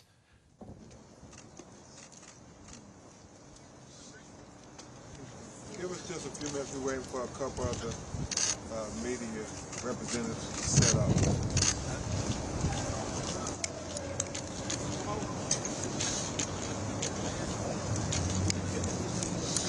Yeah, OK, look, sorry about that, ladies and gentlemen. They've not started actually talking yet, so I think, which would have been nice if we'd have known that. But 5 officers have pleaded not guilty to the murder of 29-year-old Tyre Nichols. So this is, of course, the 5 former Memphis police officers. And this case really, I think, highlighted a lot of stuff. In the wake of the George Floyd case and others a little bit like it, well, video footage captured by police body cams, CCTV cameras, etc., showed Mr Nichols, who is, for what it's worth, a black man, and by the way, the race of everyone involved in this is relevant for reasons I'm going to go on to, was beaten by officers, and this was following a traffic stop. He did sadly die from his injuries. Well, the case initially was called, OK, this is a classic case of American-style police brutality. This was the clamour, and we all know the outrage, of course, that greeted the case of George Floyd. Well, the people who have actually pleaded not guilty now, and it's interesting to note as well, the officers who were involved in this case, they have pleaded not guilty. It's 5 officers. They are black as well, which I think has done a bit to dampen the idea of race in America. But we'll go back to that in a little bit. I am going to go back now to the story that we were leading the hour with, and that is, of course, the Meghan and Harry stuff. And I do believe that we still have royal correspondent there, Richard Fitzwilliams, with us. So we'll go back to that now, I think, ladies and gentlemen. If we can get Richard back up. Yes, there you are. Sorry about that, Richard. There's a little bit of a drama there for a second, but we're back now. So we were talking about the South Park episode, and I think we'll just get that strap off. Yep. So we're talking about that South Park episode where Harry and Meghan, of course, were essentially taken apart by American cartoon cartoon satirist. And one of the things that stood out for me, Richard, was the way that Meghan was basically seen as quite vacuous. There was one situation there where Harry looked into her mouth and found absolutely nothing inside of her. What did you read into that? Well, I mean, South Park, as we've said, is pretty cruel, and of course this is. But quite frankly, whereas I've never thought Meghan was vacuous, I do think there's a calculating aspect to her. But if you want to laugh at someone, when you produce a memoir called Spare, it's called War in South Park, as you know, well, the memoir, if you describe penile frostbite in the detail that he does, and then you also talk about experimenting with drugs, which involves talking to the lid of a dustbin, somewhat memorably, and then, of course, there's losing your virginity and also the comments that he made about that. Now, to be taken seriously after that is a bit difficult, you know. Well, it is indeed, actually, and it is, I think, the hypocrisy of it. In this South Park episode, they're seen flying private jets everywhere. They're on a worldwide privacy tour, which is fantastic. And the level of detail that South Park have gone into this, even matching up pictures of Meghan and Kate into cartoon form and everything. And I just think, Richard, that maybe this is it for them now. What on earth do Harry and Meghan do next? There's talk of them potentially even deciding they're going to jack the Western world in, and they're going to go and live in Africa. How long before they alienate that continent as well? Well, I think that one thing, because I always thought that they were pretty popular in America, and the popularity certainly was very substantial after Oprah, but you are correct that in the last poll that we've just seen from Newsweek, Harry was down 45 points and Meghan 36 points. So if that is true, and we need to see further polls before it's confirmed, then they do have something to worry about. They weren't asked to Oprah Winfrey's last birthday party by reports. But the point is, also, there's this question of entitlement, and the advice I would give them, I remembered Barry Humphrey's famous creator, Dame Edna Everage, said to the novelist Lord Archer, if you can't laugh at yourself, you're missing the joke of the century. So maybe they should have a bit of looking in the mirror and laughing. I mean, I wonder what they're going to say about this. I wonder what they're going to say about this, because I think that they have been living in this bubble. They've been getting terrible advice, absolutely terrible advice. And I've been asking our wonderful viewers and our wonderful listeners as well to get in touch on this. What do you think, ladies and gentlemen, is the worst thing about Harry and Meghan? And the views have not disappointed. And a lot of them centre around the idea that they perhaps made the Queen and Prince Philip's lives miserable towards the end, and also, as well, this is an interesting one from Paul, actually. He says, one of the worst things about it is the fact that it appears as though, in Paul's view, that Meghan has played Harry like a fiddle. Do you think Harry now is in a state of deep regret, or is he still in denial? Oh, no. I think they're devoted to each other. I certainly don't think that there's any regret. I think that Harry sees the royals as trapped. I think they're after some form of apology. They want a sort of meeting before the coronation. But I'm afraid a lot of us, and some of us have been watching this with horror for some time, and some people are just beginning to realise that these are a very, very manipulative couple, and they are extremely entitled. They rely on for all their work on the royal family, and yes, indeed, they made the Queen's last period with us extremely difficult. I think they behaved disgracefully, quite frankly, with some of these interviews, and with that memoir. It should never have come out. It was not necessary. If you rubbish your own family in public, then I think the world makes its mind up about you, and it can change its mind, and that's what seems to be happening in the United States.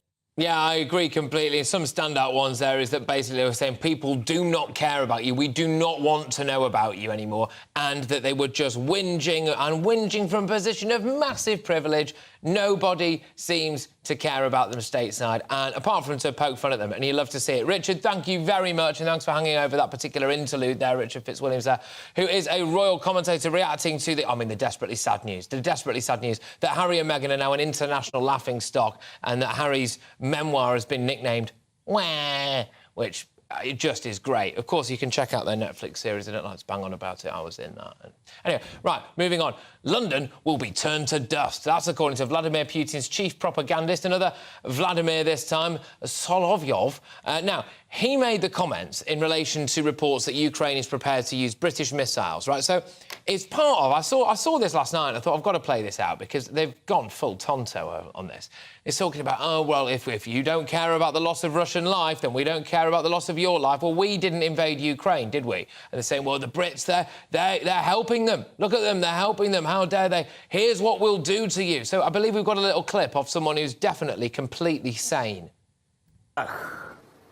В прах обратится Лондон. То есть, или им по-английски сказать. Да ничего. Burning hell! Вот так лучше, да? Flames! Oh, you're hard. Oh, no. OK, there you go. I mean, he actually looks and sounds like a Bond villain. But if they are saying this kind of stuff, I can remember when Kim Jong-un, you know, little rocket man, started doing really low-budget videos about flying weapons and warheads into the White House. And what happened there was, well, Trump went and met him. But for serious periods of time, people were like, well, actually, this guy's so unhinged, he might mean it, and are we about to see the start of World War III? And that man, I would argue, is probably pretty unhinged. So when Benjamin Loughnane joins me now, a man who is not unhinged, a research fellow at the Bow Group. Now, I was looking at this now, and I was thinking they're going, well, London's going to be turned to dust, we're going to burn in hell and all of this stuff. Should we just stick it to him and be done with it? Well, look, it's important to note the difference between the sort of media bravado and machismo that you get from certain broadcasters, certainly in Russia, which appeals to, I think, their sentimentalities and their public. It would be another thing entirely if we were to see Vladimir Putin come out and say this. Then you might actually worry, as you were saying, with Kim Jong-un doing a similar thing. But I think, you know, you have to let the Russian media play to the sensibilities of the public, especially at a time like now when they are feeling threatened or backed into a corner. You know what I think it is as well, Benjamin? I think there's a lot of people out there right now, when Zelensky came over like an absolute rock star, rattling the can and going, please give me a jet. He actually thanked us for the jets in advance, and we'd not given them to him. And then he went on an international can-rattling tour around the European Union, doing something quite similar. And I think that with rhetoric like this, what Putin and his mouthpiece are trying to do is possibly to try to scare us and get us to pump even more resources into that Ukrainian conflict. But it's worked, because some voices on Twitter now, Benjamin, are saying in response to that video, well, that's it, we've got to send troops in. Your views on that? Yeah, I mean, you know, we've got to draw the line somewhere, haven't we? Obviously, providing support with missiles and air support and whatever else is one thing. It's another thing to actually have British troops in Russia. That would, I think, be somewhat too far. But, you know, it's what you need to expect. If you provide support to Zelensky, you're going to get the Russian media kicking back at us and saying, oh, the British coming to help Ukraine at this time. How dare they? We're going to nuke London, we're going to do this. But look, I remember not too long ago when we discussed, you know, France, and we said, let's nuke Paris. But, it's media. You create a buzz, you talk about these things, but if you're an elected leader, you don't do the same thing. And thankfully, I think Putin has fallen short of doing anything like that. Just going to slightly qualify a phrase there that the wonderful Benjamin Loughnane said. The upshot of a conversation that we had in jest about some potential conflict with the French over, if we remember rightly, I think the scallop wars that were taking place was, in passing, a conversation about nuking Paris. Certainly nothing concrete was ever decided as a result of that. And we are nowhere near the red button, which I think is great. But, yes, just finally on this one, Benjamin, do you think now that what this shows is that the Russians are getting increasingly desperate, that what we're doing is actually working? Should the people of London, or indeed anywhere in the UK, be sitting back this wonderful Friday afternoon into the evening and just go, look, I'm going to go down to the pub as normal. I am not going to be turned into dust? Yeah, I don't think you should take it seriously, which is exactly what the point I was making was when we had our conversation. We're nowhere near the red button. It was absolutely in jest. And I think a similar thing with the Russian media. They're kicking out and they're making a lot of hullabaloo, but at the end of the day, they're not the ones who make these decisions. So, you know, go about your life as you were. Yeah, all right, Benjamin, thank you very much, and we will not be nuking Paris together. Just make that very clear again. Benjamin Loughnane there, research fellow at the Bow Group. Yeah, I just wanted to highlight that to you, because that clip stood out to me last night, and I thought, goodness gracious me, you've got some Russian chap there going, oh, London, burn, and he expects us to take it seriously. Anyway, you're with me, Patrick Christys on GB News. Now, after the break, Border Force staff are, you guessed it, on strike again. But remember last time they went on strike and everyone got through the airports quicker? Yeah, fine. And we didn't actually have any massive security issues? No. Quite a lot of you have been getting in touch as well to tell me it looks as though, given what's happening in the Channel, they've been on strike for rather a long time as well. We'll get stuck right into that, though. Do we actually need those Border Force staff there? Also, I am going to have an update on that from the Kent port town, and we'll keep going on this Harry and Meghan stuff. Get your views coming in. GBviews at gbnews.uk. They've been absolutely panned stateside. The Americans have turned against them. It's a bad day out for Harry and Meghan. But for you, what's the worst thing about them? GBviews at gbnews.uk. Keep it coming, people.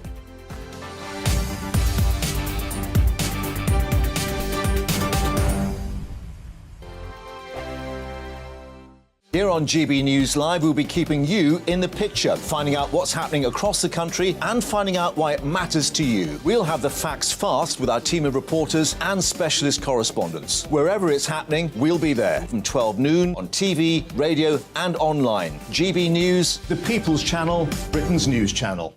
I'm Andrew Doyle. Join me at 7 o'clock every Sunday night for Free Speech Nation, the show where I tackle the week's biggest stories in politics and current affairs with the help of my 2 comedian panellists and a variety of special guests. Free Speech Nation, Sunday nights from 7 on GB News, the People's Channel, Britain's news channel. I'm Michael Portillo. Join me on GB News on a Sunday morning for topical discussion, debate, arts and culture, and sometimes even ethical dilemmas. I don't always agree with you, Michael. Michael Portillo, Sundays on GB News, the People's Channel, Britain's news channel.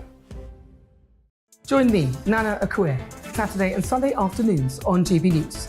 Expect fiery debate and passionate discussion as me and my panel tackle some of the biggest topics hitting the headlines. It's a place for everyone's opinion. No one gets cancelled, but no one gets an easy ride. Oh, she's on it today! Be ready for conversations that are fierce, frank, and of course, fun. Every Saturday and Sunday afternoon from 4 p.m. on GB News, the People's Channel.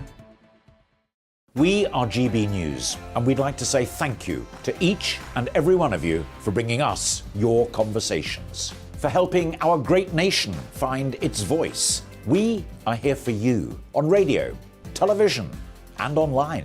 Across England, Scotland, Wales, and Northern Ireland. It's not the BBC, you actually get your facts right. We are proud to be GB News, the People's Channel, Britain's news channel.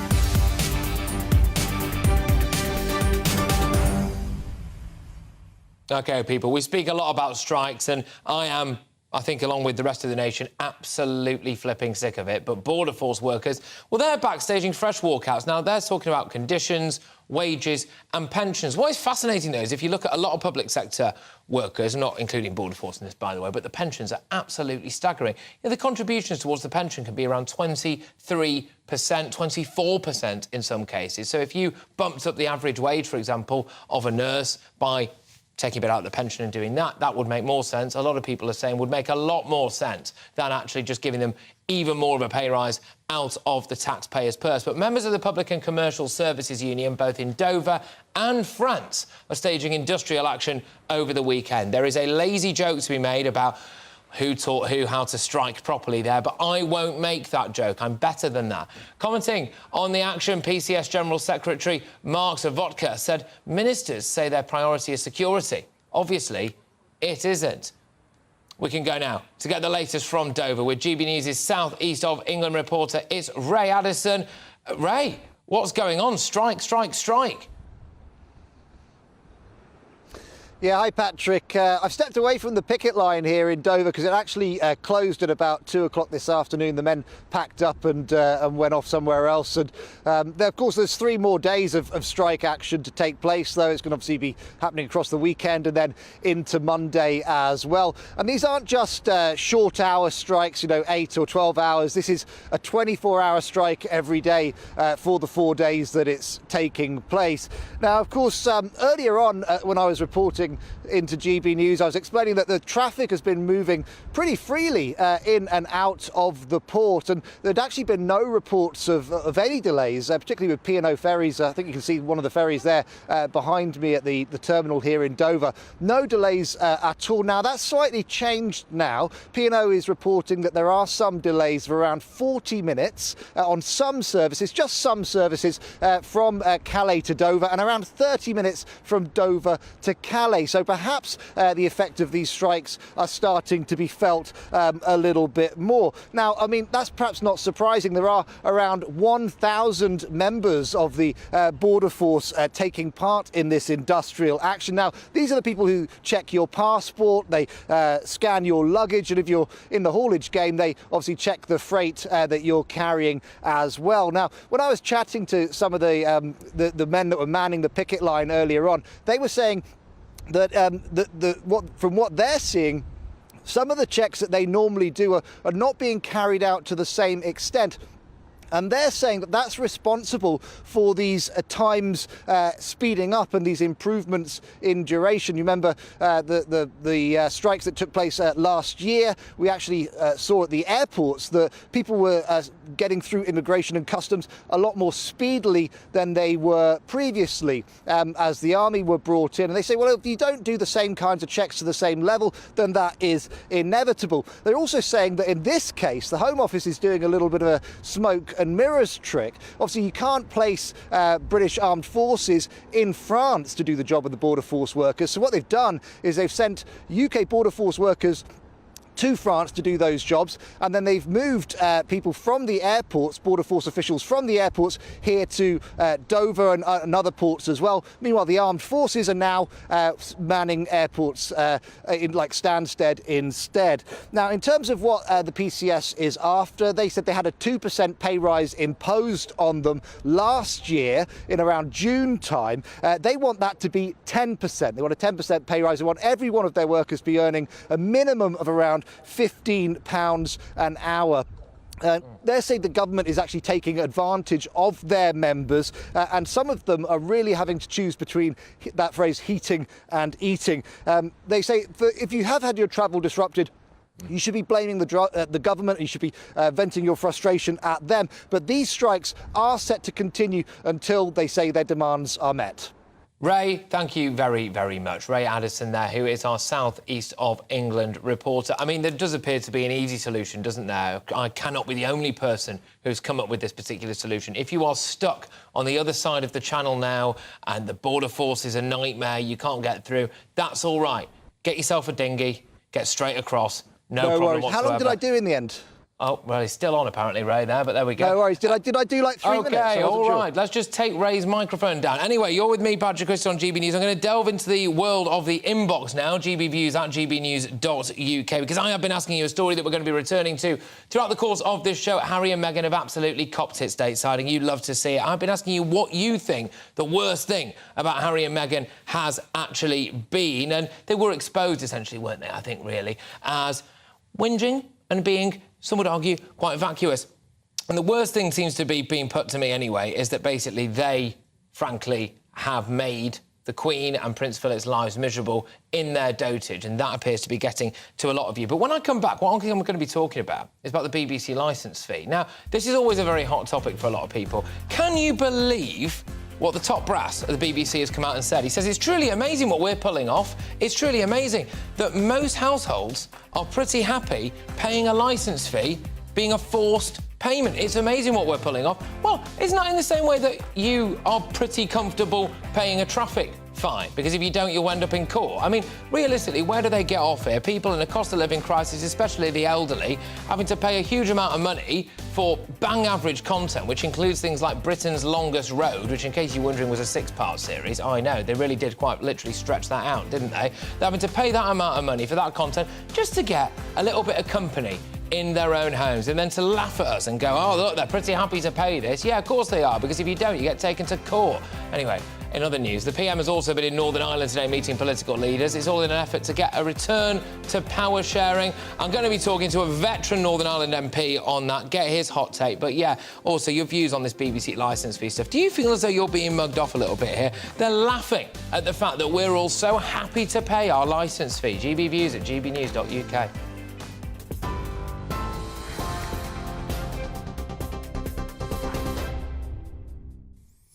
Patrick, thank you. This is the latest from the GB newsroom. The DUP says progress has been made on the Northern Ireland Protocol following discussions in Belfast with the Prime Minister, but further work will be required. Rishi Sunak held talks with Stormont leaders this morning in an attempt to resolve the contentious post-Brexit trading arrangements. The PM will meet EU leaders in Germany tomorrow. Amid speculation, a deal could be unveiled early next week. Sinn Féin President Mary Lou McDonald says an agreement is absolutely possible.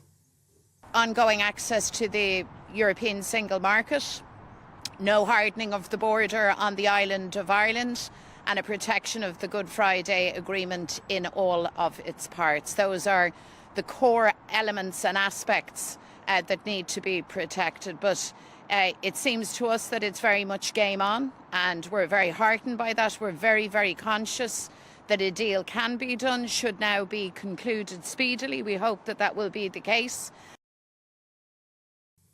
The SNP has postponed a conference on independence following the resignation of First Minister Nicola Sturgeon. It comes as the party's executive committee said a ballot to select a new party leader will close on the 27th of March. Deputy First Minister John Swinney and Edinburgh South West MP Joanna Cherry have already announced they won't be entering the race. Around 1,500 ambulance workers in Wales will now join almost 10,000 GMB members across England in a strike on Monday. It's after the GMB union announced its staff in Wales had rejected an offer from the Welsh Government. Meanwhile, ambulance workers in the West Midlands have taken to the picket lines today, with patients facing yet more delays as a result. Members of the GMB and Unite unions are staging a walkout in their long-running dispute over pay and staffing. 5 police officers have pleaded not guilty to the second-degree murder of Tyre Nichols in Memphis last month. Body cam footage at the time showed the 29-year-old being beaten by several officers. His death caused widespread outrage and renewed a national conversation about race and police brutality. TV, online and DAB+ radio. This is GB News.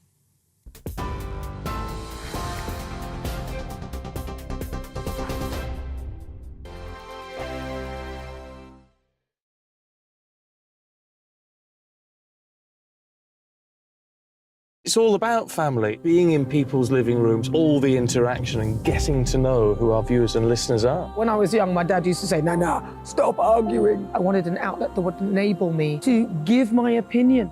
People are going through a really hard time right now, and I know that you don't feel like you're being listened to by the establishment. I came to GB News because it's the People's Channel, and I want the audience to have their say on the events of the day. We're dynamic. We do something different. Democracy shows that the wisdom of the nation is in its people. I get to travel to find out what the story is from a personal perspective. The British people aren't fools. We know when we're not being told the full story. We've got to work out how Britain moves forward from this. It's the best country in the world. The establishment had their chance. Now we're here to represent your views. Britain's watching. Britain's watching. Britain's watching. We're proud to be GB News. The People's Channel. Britain's news channel. Hi, Andrew Pierce here. Join me every Friday lunchtime for a proper no-nonsense debrief of the week's events. With special guests in the studio and the GB News team on the ground, I'll be getting you up to date with news, some intelligent discussion and my own sharp take. The weekend starts here with me every Friday lunchtime on GB News, the People's Channel, Britain's news channel.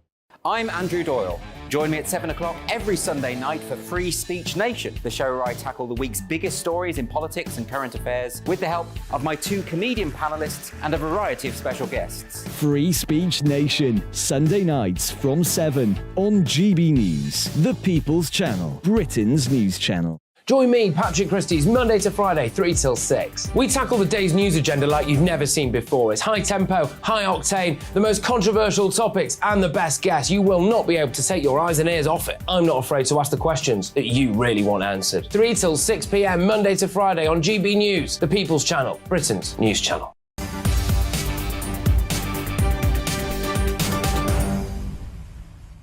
Tell you what, the BBC licence fee topic has got you all very hot. under the collar. It would appear anyway that their top brass have been gloating about the idea that despite the fact that they're essentially forcing people to pay it, people they can't believe what success they've had. Well, you know what to do next, ladies and gentlemen, don't you? But before we get stuck right into that, I'm going to be talking about a topic that today the Prime Minister and the Northern Ireland Secretary met with leaders of political parties in Northern Ireland to discuss post-Brexit trading arrangements with hopes a deal between the EU and the UK could be struck. Now, controversial this, OK? When people hear the words Northern Ireland and Protocol, they do tend to fall asleep. But I'm here to tell you that there is more to it than that, because according to the Sinn Féin leader, Mary Lou McDonald, the chance of a Northern Ireland Protocol deal are very significant. There's been a very significant breakthrough. This comes as the Northern Ireland Assembly hasn't met since summer last year after the DUP protested over post-Brexit trading arrangements. Look, essentially, as far as I could see, without a shot being fired, the EU decided that they could come over here and pinch a bit of our sovereign territory. So, can we get a deal over the line, and a deal that respects our national integrity? Joining me now is DUP MP for East Antrim. It's Sammy Wilson. Sammy, thank you very much. Great to have you on the show. So, what is going on then? Has the EU essentially tried to conquer us by the back door, and is that continuing? Well, of course, the EU made it quite clear that the price of Brexit would be that they would have Northern Ireland removed from the rest of the United Kingdom. And they did. The mechanism for doing that was the protocol, because, of course, Northern Ireland, while the rest of the United Kingdom has left the EU, Northern Ireland is left within the single market. Laws still made for this part of the United Kingdom in Brussels. They have...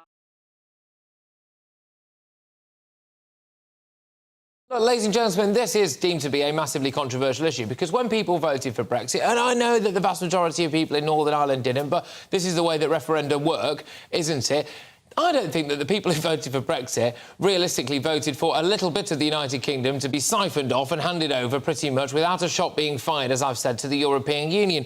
And a little bit of a point on that as well. Doesn't it show the kind of people that we were up against? Doesn't it show the kind of people that we were trying to negotiate against, that decided that, all right, well, if you vote to leave, we will do everything that we possibly can to try and make things as difficult as possible for you, and we'll even essentially try to land grab some of your territory. That, I think, exposes a lot of what the European Union was all about. But there have been a couple of big topics I'm going to hit for you a little bit later on. I'm going to tease onto something a bit unusual. It is Friday after all, OK? So a little bit later on this hour, I am going to be interviewing, live here on GB News, an actual porn star. That's right.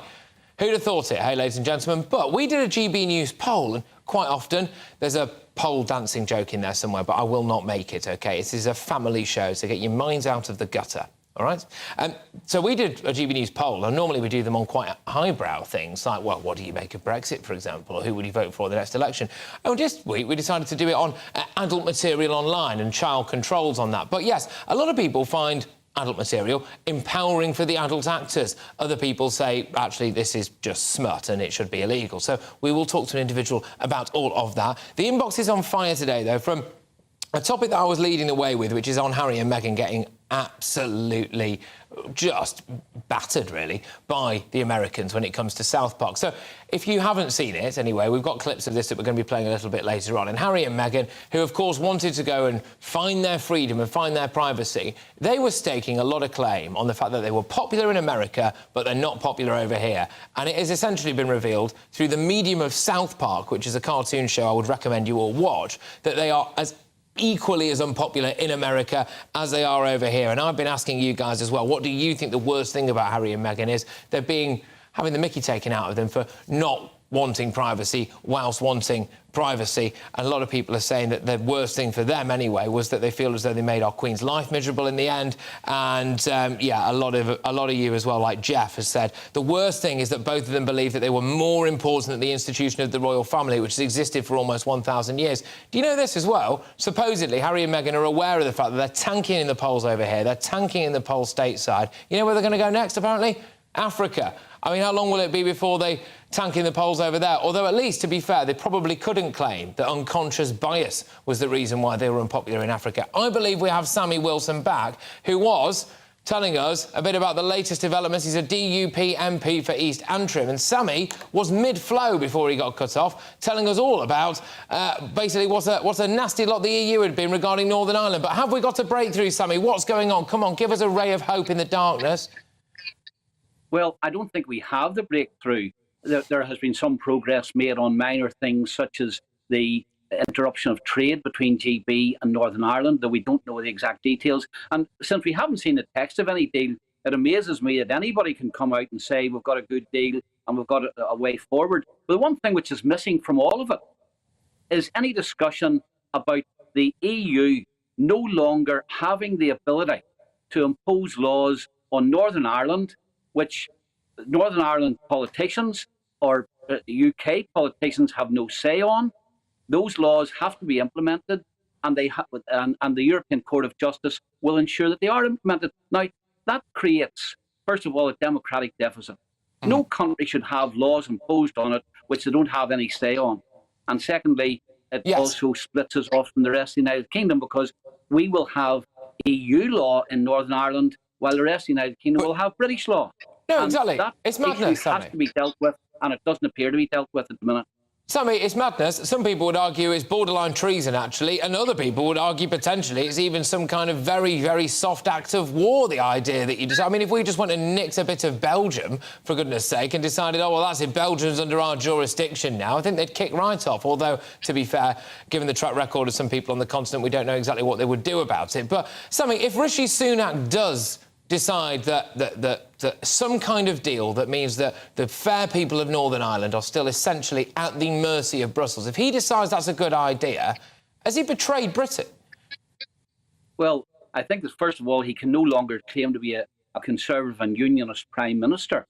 And secondly, he has to explain to the people of the United Kingdom why he is happy to hand over a part of the United Kingdom and leave it as a colony of the EU. And don't forget, I mean, the impact of this so far has been bad economically on Northern Ireland.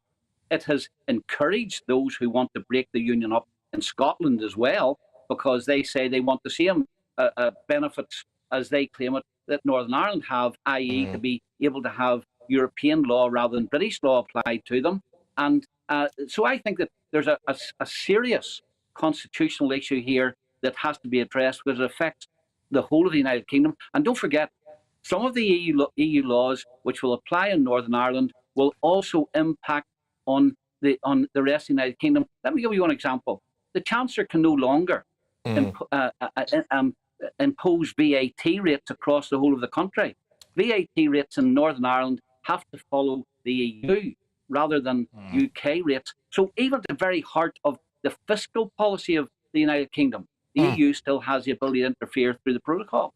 Yeah, I mean, it is absolutely remarkable. We talk a lot here, don't we, about the fact that on the south coast of England we're seeing what Suella Braverman has regarded as an invasion. Well, there's been a very, very subtle one that appears to have taken place in Northern Ireland, and that's taken place by the European Union, hasn't it? So, what's the general mood like, though? Because I would be concerned that if the vast majority of people in Northern Ireland didn't vote for Brexit, that, to me, it's pretty straightforward that maybe they wanted to stay in the EU anyway. How would you respond to people who say, well, they're getting what they want, they're in alignment with the European Union? Well, of course, the people who complain about that are also quite happy to have all of the financial benefits of being part of the United Kingdom. And since it was a UK-wide referendum, then they have to accept what the people of the United Kingdom decided as far as the relationship with foreign countries was concerned. They can't have it both ways. We want the fiscal benefits of being part of the Union, but we want to have independence from the rest of the United Kingdom and have Brussels ruling us. So, I mean, I think that that's my answer to those who say, well, Northern Ireland voted for to stay in the EU. But they should also realise, of course, that the protocol, whether they wanted to leave the EU or whether they didn't want to leave the EU, Sammy, I'm going to cut in there just because the signal's going again, and I don't want a repeat of the complete blackout that we had before. So there we go. Sammy Wilson there, who is joining us. He was the DUP, is the DUP MP, which is quite difficult to say, actually, from East Antrim. Now, ladies and gentlemen, we are going to give you the very latest on the Nicola Bulley case shortly, because we've done a little bit of a summary. This is the case that has gripped the nation from start to finish. It seemed unusual at the time, and it's only continued to get more and more mysterious, hasn't it? Nicola Bulley has been missing now for 3 weeks.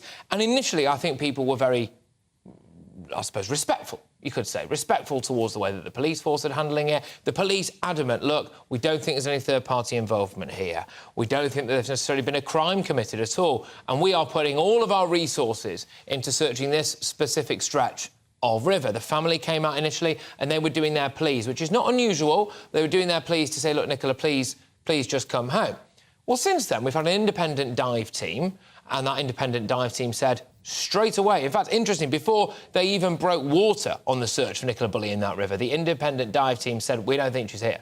In our expert opinions, decades worth of experience here, very similar missing persons cases like this, we don't think that she's here. But they went through the motions anyway. The police have had press conference after press conference after press conference, and the facts, I'm afraid, have changed. And if they are proper facts, they shouldn't change. I know it's a live investigation, but some of the things they were presenting as fact, there's only a 10-minute window that we can't fill here from Nicola Bulley. Well, that window has, supposedly now anyway, potentially got as long as just 2 hours. There was only one key witness they wanted to speak to. Then it turned out there were a few key witnesses they wanted to speak to. They said, oh, she was wearing a Fitbit, which implied that they could tell from her Fitbit, which I haven't got one, but as I understand it, is a piece of technology that tracks your heart rate, etc., basically where she was when she went missing. And no, apparently that wasn't synced up. There was only one CCTV blind spot here, so we know that she couldn't have gone anywhere out of that. Well, supposedly now there's 3 of them. And it keeps going on and on and on, doesn't it? And the latest round is that the police have now referred themselves to the watchdog, and that is because, despite not sharing vital information that would have, in the views of the independent dive team, changed where they were searching for Nicola, it would have changed their search for her. The police didn't say to them, we know that the specific vulnerabilities that we've decided to tell the press about were that she, unfortunately, appears to have had a drink problem and had been suffering from things like, I'm quoting now, so don't get angry with me out there, I'm quoting out brain fog from the menopause. They didn't tell the police that. They released a cack-handed statement to the public. The press got hold of it. People were then going to sell stories about Nicola, and then they've had to come out and reveal some of her most personal information to the public. And as a result, the Home Secretary, Suella Braverman, has now got in touch with them, demanding that the police explain this concerning decision to reveal intimate details about Nicola Bulley's private life. Lancashire Police, as I've said, they've referred themselves to the Independent Office for Police Conduct.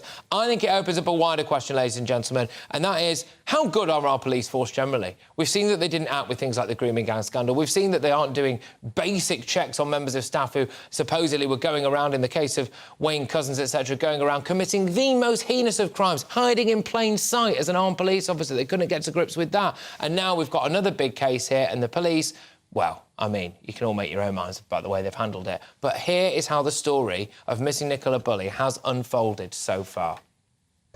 Police are appealing for witnesses as they continue their search for a woman who's gone missing in Lancashire while she was out walking her dog. A lady called Nicola Bulley, the 45-year-old mother of 2, was last seen at around 9 a.m. on the morning of the 27th of January. Her family are very concerned, as are we. My whole focus is our 2 girls, just staying as strong as I can for them. Knowing that her 2 little girls are at home missing mummy, and knowing that mummy is missing, is what's driving us forward. We've mounted a really intensive operation to try and find Nicola, and we appeal for anyone to come forward. Our main working hypothesis is that Nicola has sadly fallen into the river. It's now been 5 nights. Police do say that they are keeping an open mind. We are just trying to hold on to the hope. It just can't make sense that this is actually happening, and here we are. The parents of the missing Lancashire mother, Nicola Bulley, say they fear that someone has taken their daughter. The investigation is focusing on a 10-minute window between 10 and 20 past 9 that's unaccounted for. Somebody could have put the phone on the bench. Somebody could have found it and put it on the bench, just on the nearest bench. We don't know. Nobody knows. This is a complete mystery, this whole thing. This afternoon, CCTV pictures were released from the day she disappeared. Detectives revealed Miss Bulley was vulnerable, classed as high risk, and disclosed her issues with alcohol, linked to struggles with the menopause.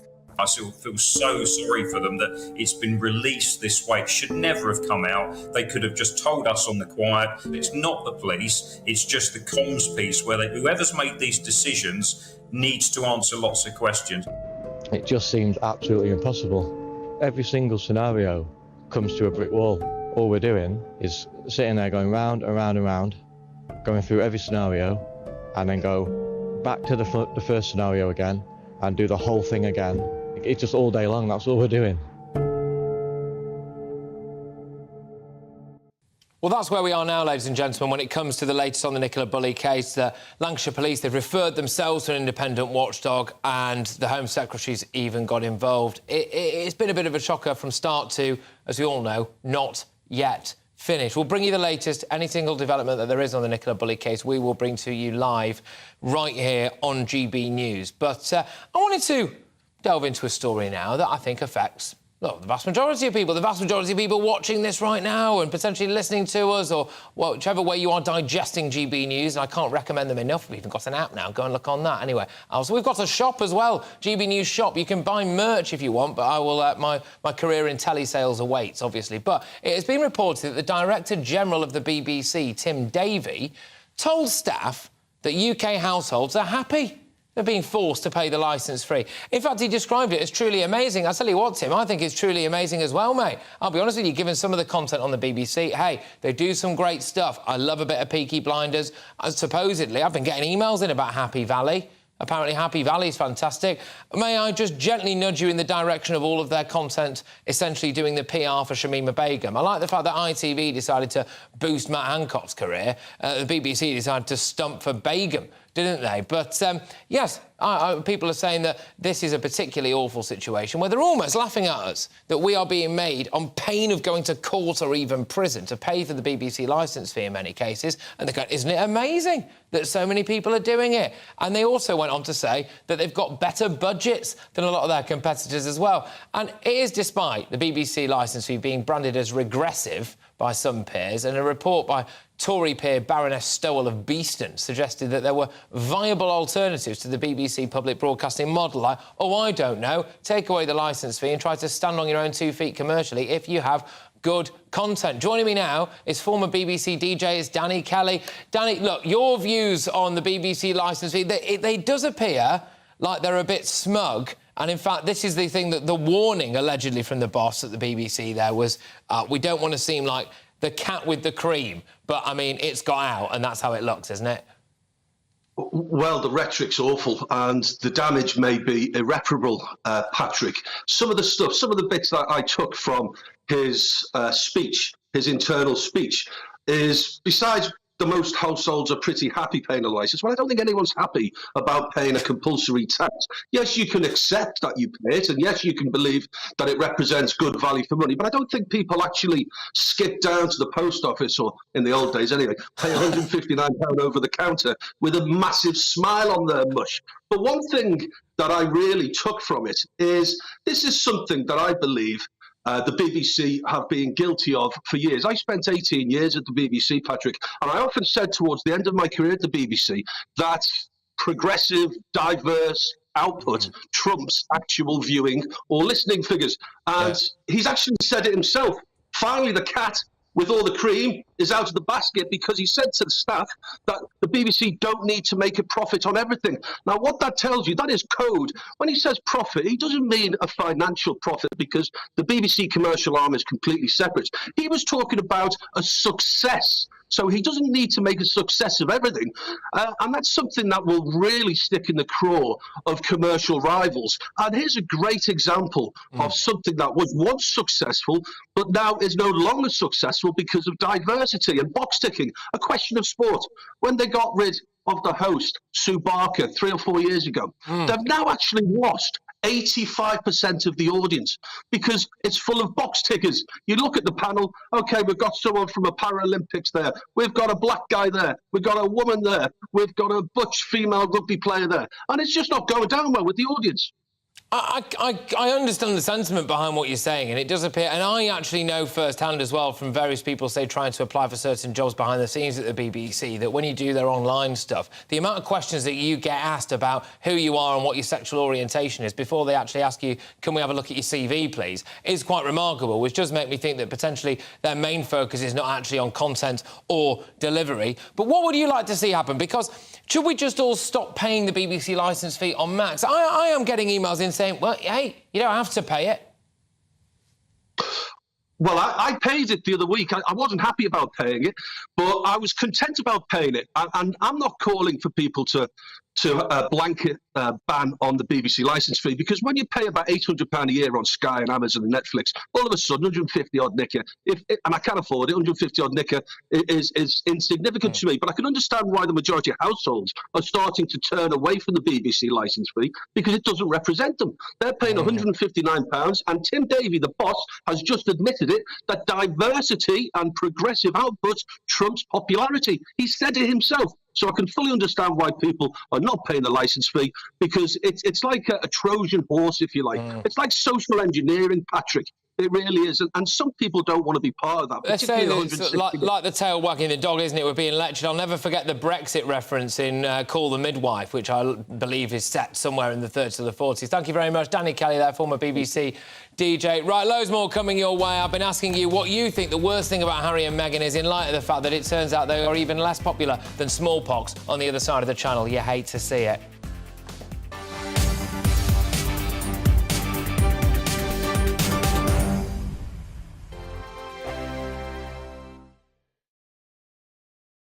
We are GB News, the People's Channel. And right across the United Kingdom. You can find us on Sky Channel 512. Virgin Media Channel 604. Freesat Channel 216. Freeview Channel 236. And YouView Channel 236. You can also take us with you on DAB Plus Radio. With the GB News app and at the website gbnews.uk. We're absolutely everywhere. Come join us on GB News, the People's Channel, Britain's news channel.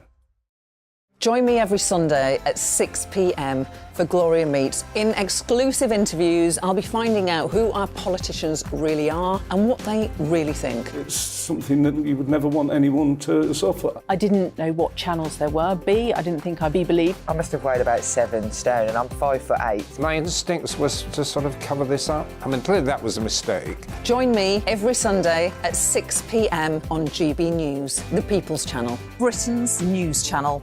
Monday to Thursday on GB News, it's Bev Turner Today from 10 a.m. We're going to be here for you, our GB News family, to keep you up to date, but also make you smile. As a guy went from puberty to adultery. And I can't wait to bring a few of my own opinions. I have no time for cultural totalitarianism. We'll engage in passionate, but always polite debate, with your thoughts and opinions at the centre of it all. Only on GB News, the People's Channel, Britain's news channel. Hello, I'm Michelle Dewberry, and you can join me every weekday 6 till 7 on Jubes and Kerr. You're an inspiration to us all. Clip that bit up. Well, you are. That's my ringtone. My political ambitions are, those days are gone, I can tell you. She's only teasing. Go on. He's probably going to want to lay down now. I'll give him 2 minutes to have one. Let's respectfully disagree. That's what we like. Absolutely. On Jubes and Kerr. Come and join us. GB News, the People's Channel. Michelle Dewberry, weekday evenings at 6 o'clock.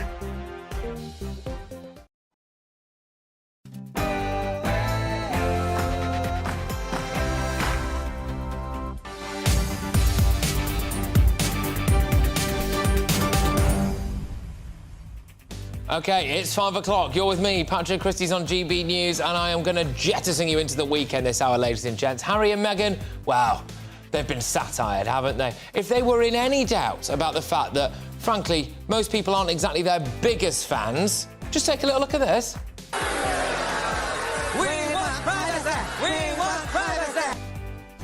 Oh, Whinge and Ginge have been given the proper South Park treatment, haven't they? The Americans have come for them now, and they're even less popular than smallpox, as I've been saying, on both sides of the Atlantic. Where now for them? Apparently, they might be off to Africa. Oh, gosh, imagine the unconscious bias over there will be terrible. Moving on, Labour's tough new plan to get fly tippers to serve their time on cleaning up squads. What would it really do? Would it work? Should you make people clean up after their own mess? I think potentially put them in the stocks in Patrick Christys Britain. And the UK's top counter-terrorism chief reveals that there were 8 near misses last year.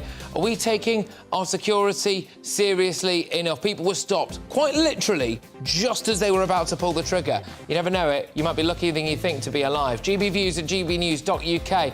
Look, we're going in on Harry and Meghan.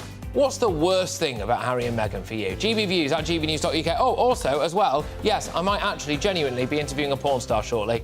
Oh, no, see you in a bit.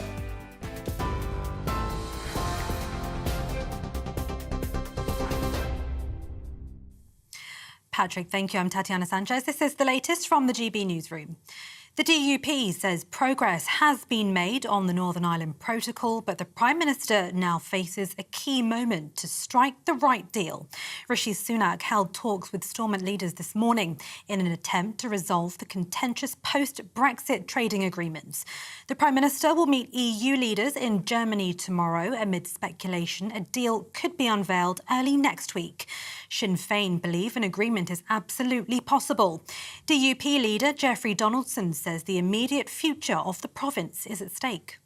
The decisions that will be taken by the Prime Minister and by the European Commission will either consign Northern Ireland to more division, or they will clear a path towards healing and to the restoration of the political institutions.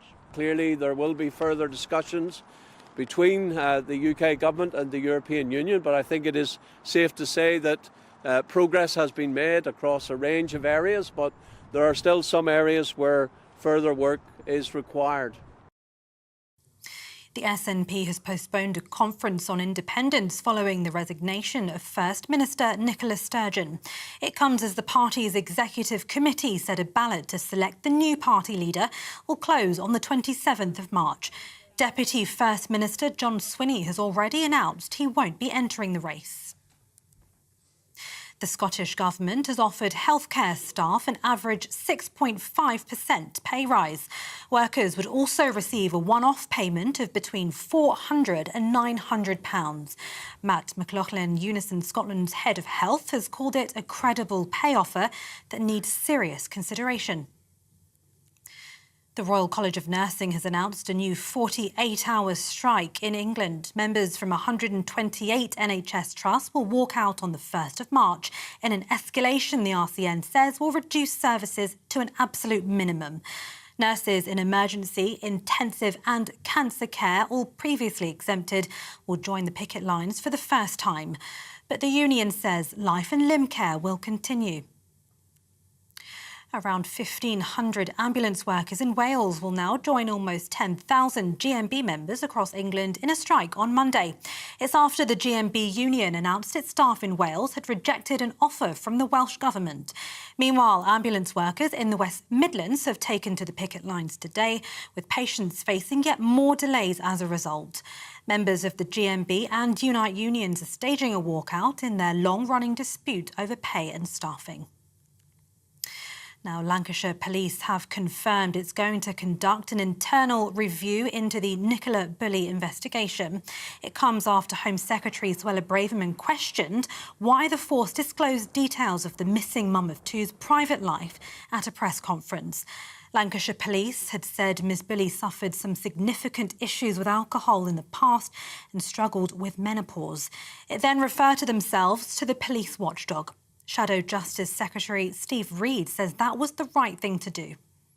The police should not be sharing extremely private, personal information about an individual without the consent of that individual, if they are available to give it, and if they're not, then without the consent of their close family members. If they do that, they run the risk that other victims won't feel confident coming forwards in future. So I think it's right this case is now being reviewed. We will see where this particular case comes out, but the principles are that the confidentiality of victims must always be respected by the police. A former security guard at the British Embassy in Berlin caught spying for Russia has been sentenced to more than 13 years in jail. David Smith was found to have provided names, photographs and personal details of embassy staff to Russian officials in return for payment.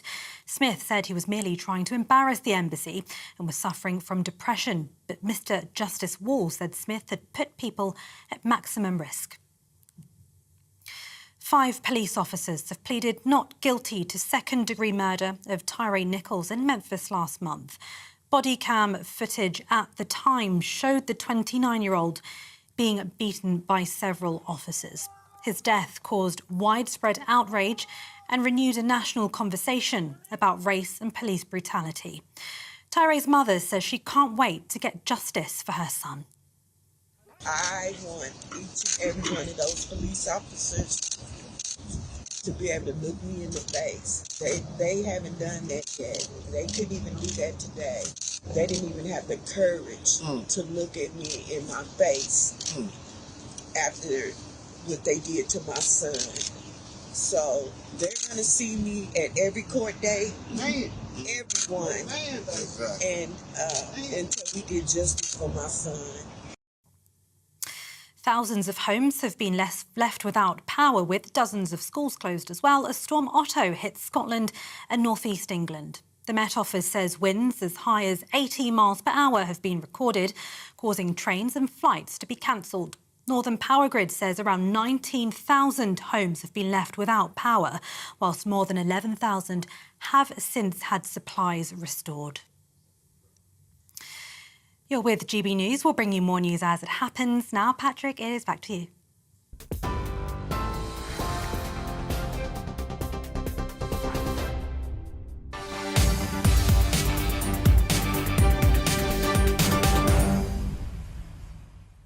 Well, there we go, ladies and gentlemen. Who would have thought it could possibly ever happen? Hey, we over here, right here in the United Kingdom, in Great Britain, we decided, I think, pretty much en masse that we didn't like Harry and Meghan. But normally, what starts in America comes over to us. Well, in this case, it's the other way around, because the Americans have finally turned on Whinge and Ginge as well. They've come on the wrong side of satire. The Sussexes have been ridiculed in a new episode of South Park. It's a cartoon. Get on it if you don't know what it is. The episode doesn't name the pair specifically, but the characters bear a rather striking resemblance to Harry and Meghan. Now, throughout the course of the episode, they complain about wanting privacy despite being on a world privacy tour. They're constantly drawing attention to themselves with media appearances. What's also fascinating is that at one point, Harry opens up his wife's mouth and there's just nothing inside her. She's an empty shell. And at the end of it, Prince Harry's character comes to the realisation that maybe actually he doesn't need to be doing all of this stuff. Maybe they don't need to be big, famous people, and Meghan's character just leaves him. Anyway, here's a clip of them appearing on a Canadian talk show. First guest, the Prince and his wife. We want privacy! We want privacy! You've lived a life with the royal family, you've had everything handed to you, but you say your life has been hard, and now you've written all about it in your new book, Where? Yes, that's right, friend. You see, my wife and I are totally like, you should write a book because your family like stupid and then so are like journalists. Fantastic email in on this from Michael, gbviews@gbnews.uk. You need to remember that South Park cartoon is fiction that briefly touches on fact, a bit like their Netflix series and Harry's book. Comment of the day, Michael. You love to see it. I've been asking you lovely lot at home or in your cars or wherever you're watching to get in touch with me and tell me what you think the worst thing about Harry and Meghan really is. But joining me right now to discuss this is royal broadcaster, friend of the channel, it's commentator as well, Rafe Haydo-Mancoot. Rafe, thank you very much. I mean, this is, I would argue, Harry and Meghan down to a T. And I think it's fair to say they're now an international laughingstock. Your views? Yeah, no, absolutely. I really enjoyed it. It was South Park at its most bitingly brilliant. I think it went back to sort of the golden age of South Park, and it sort of mercilessly skewered the pomposity and absurdity, actually, of the Duke and Duchess, as you quite rightly say. And you know what they did, I think, really well in this episode is not just expose how ridiculous it is for a privileged prince and princess to have these minor grievances, but it's also to actually expose their hypocrisy. Just in the title, Worldwide Privacy Tour, which shows them arriving in this quiet neighborhood of South Park where they begin bashing drums and setting off fireworks saying, we demand our privacy. This has made them a laughingstock. And of course, if I was Harry and Meghan, I would be firing my PR company because, quite frankly, it was all so predictable what was going to happen to them.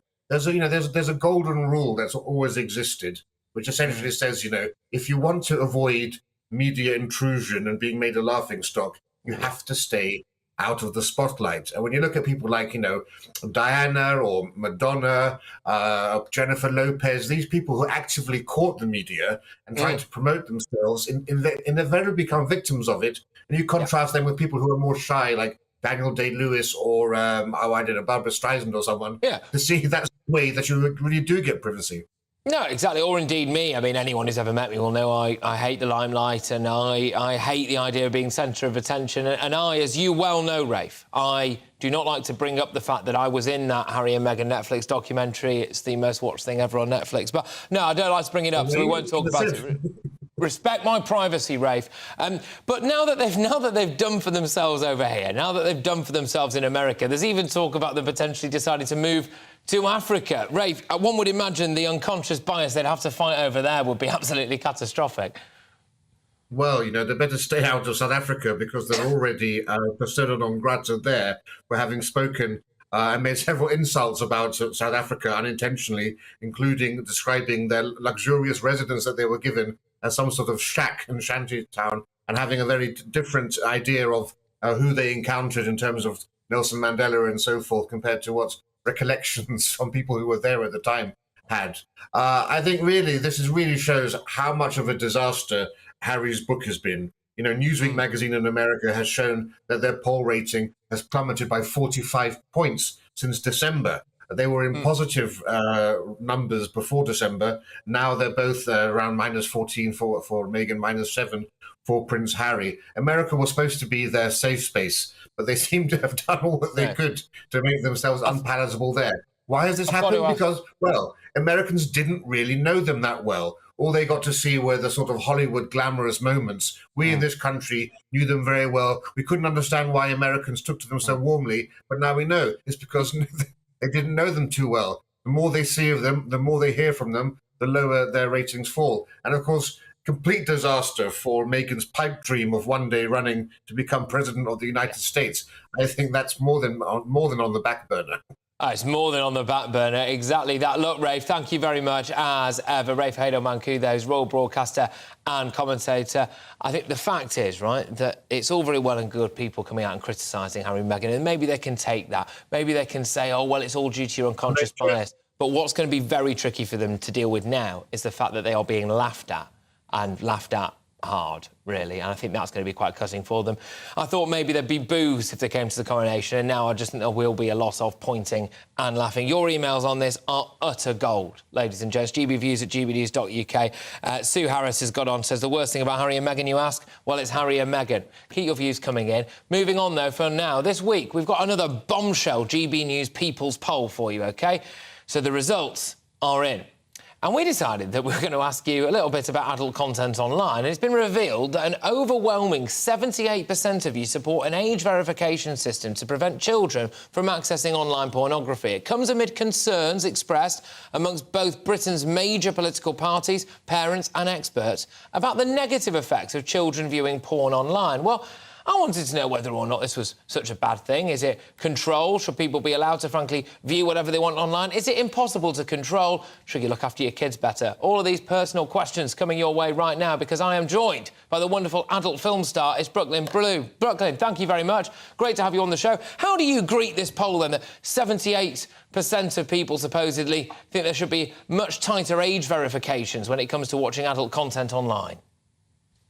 I mean, they've been saying this for years now, and I agree with it. There should be more, restrictions on people being able to access the adult sites. And the age verification is something they've been speaking about for a really long time, and I think they're just starting to bring it in now with a lot of sites. Whether it will work, I mean, it's the internet. There's always ways around it, and people will go out their way to find ways around it to access it. It will happen.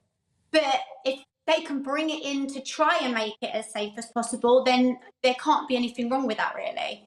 I mean, look, how damaging do you think it is that, with respect, let's say I don't know, 8-year-old viewed some of your content online? Would that concern you massively? Yes, of course it would. I mean, anyone, children should not be accessing porn, full stop. And I think when it gets to the age where they're teenagers and they're starting to talk about things like that with their friends at school and all things like that, I've always said it's about education, and I do believe they should bring the education into the schools and really teach, the younger generation that it's not real. What they see is not real. And I'm completely on the education side of it. And I think they do need to educate that porn isn't real, it's complete fantasy. And obviously bringing in age verification to the websites, it can only be a good thing if it's stopping younger people accessing it. Of course it will be a good thing.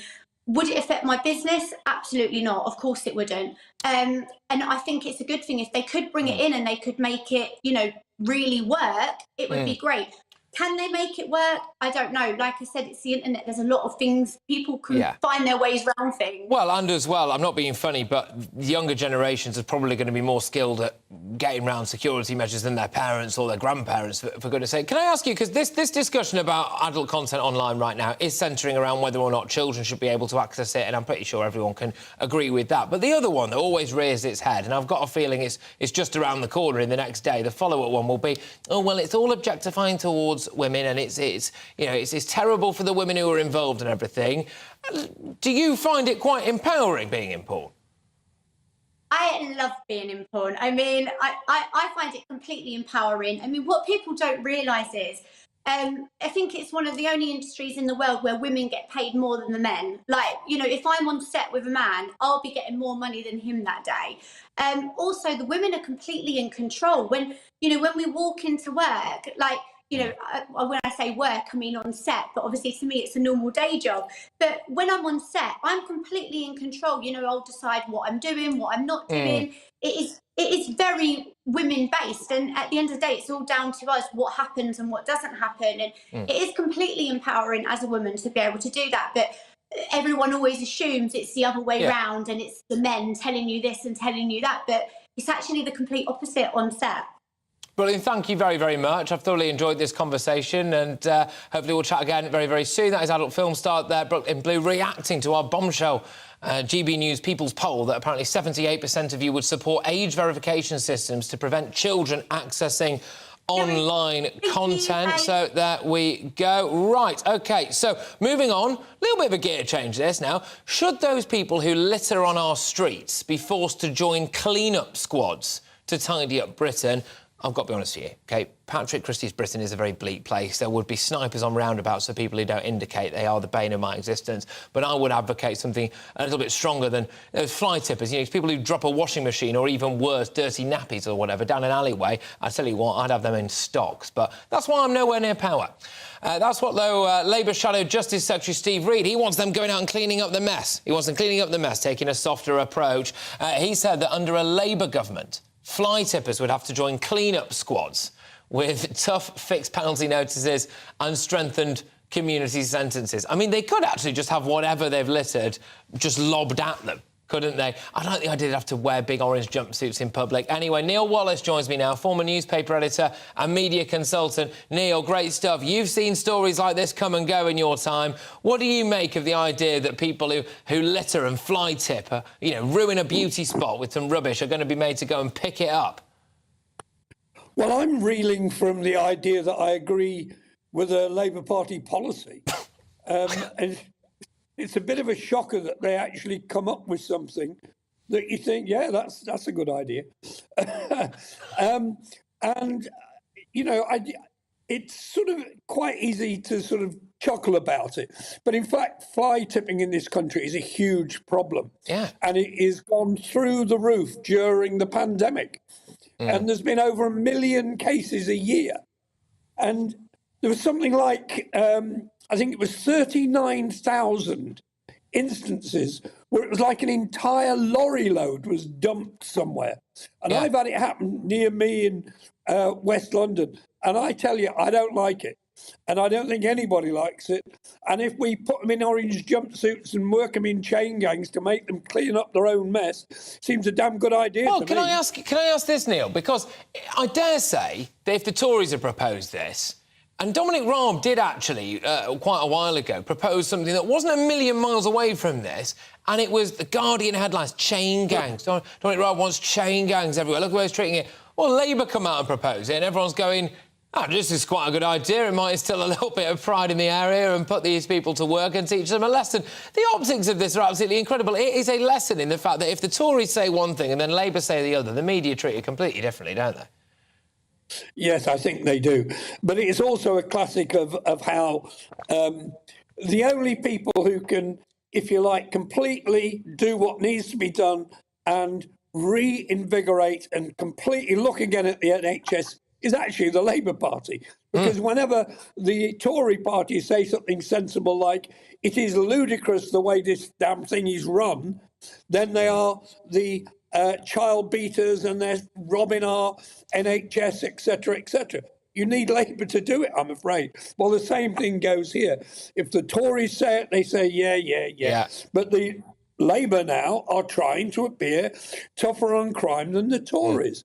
And Yvette Cooper, for instance, has suddenly come out saying she's the Labour Shadow Home Secretary, saying we need 13,000 more police officers. Well, of course we do.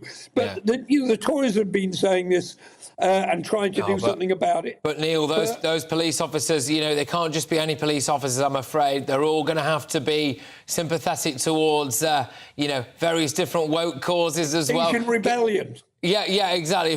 We want 13,000 police officers, but they've all got to be eco-warriors, members of the LGBTQ plus community. They've got to know how to take the knee outside Downing Street, all of this stuff. Yeah. But yeah, just to ask you, Neil, I've said, in Patrick Christys' Britain, people who fly tip, they'd be put in the stocks. In Neil Wallace's Britain, what would happen to fly tippers if you just had absolute power? Absolute power. Oh, I don't think stocks is quite high enough. I think they should have all the damn stuff thrown at them that they dump at the side of the road. We should put them up against walls and hurl old washing machines at them and filthy old rags and bricks and stuff. It's strong stuff. It's strong stuff. I tell you what, astonishing.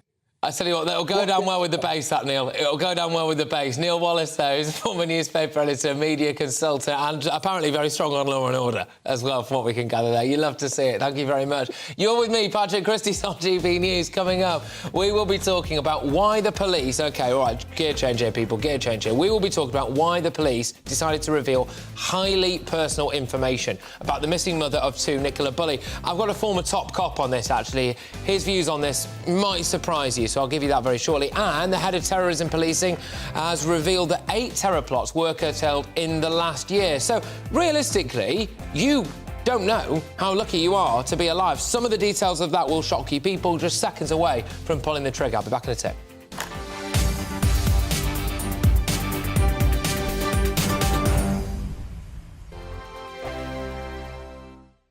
First and foremost, I am a GB News fan, and I was before I was working here. Just love the fact that we're asking the questions that a lot of establishment media won't ask. With a bit of a twist, we not only want to inform you, but we want to keep you entertained. It's worth the drive because you get in and the team's all ready and waiting, they're itching to go, and it's a proper little family. GB News is the People's Channel. It's the audience that makes the programme sing. We're giving our viewers and our listeners a voice. I see the thousands of your letters, tweets, emails, you name it, coming in. Britain is broken. How on earth did we get into this mess? But more importantly, how do we get out of it? The establishment had their chance. Now we're here to represent you. It's time for something different.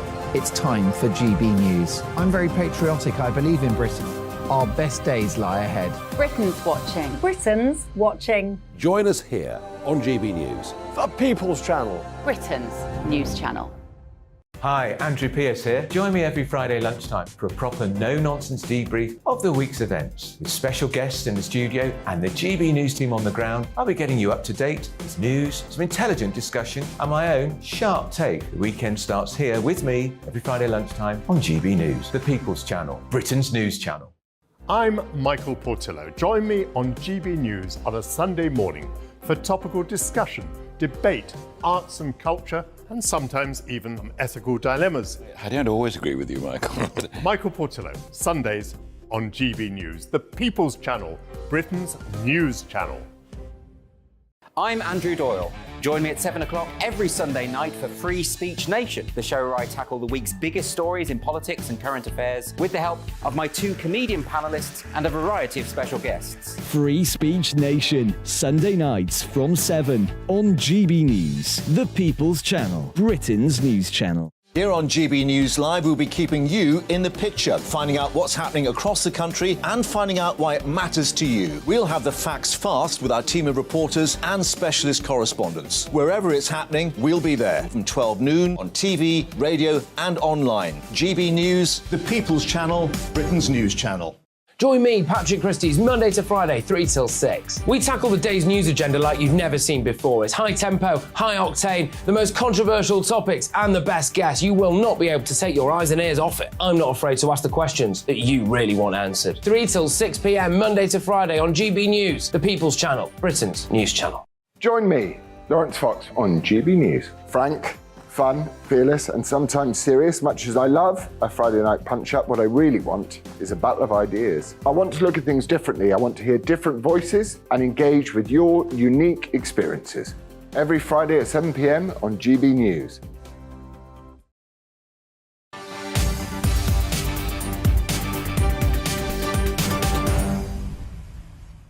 Welcome back, everybody. Now, Suella Braverman has asked Lancashire Police why they saw fit to reveal very personal details about Nicola Bulley, the missing mum.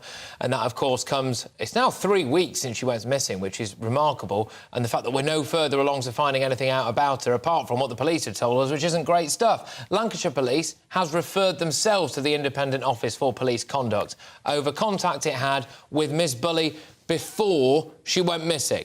So they had contact with her before she went missing, then she went missing, and then what's happened since then has frankly been, I would argue, maybe on the face of it, a little bit weird for people like me and you, ordinary people who are looking at this case from the outside. It appears they didn't share relevant information about, i.e. certain vulnerabilities, which turned out to be, from what they've said anyway, issues with alcohol, and I hate to say this, but it's what they've said, OK, which is hormonal menopausal issues. They didn't share that with people who were actually tasked with looking for her, but then they did decide to share it with the press, which I find bizarre. Anyway, here to talk to me about this is a founding member of the Black Police Association.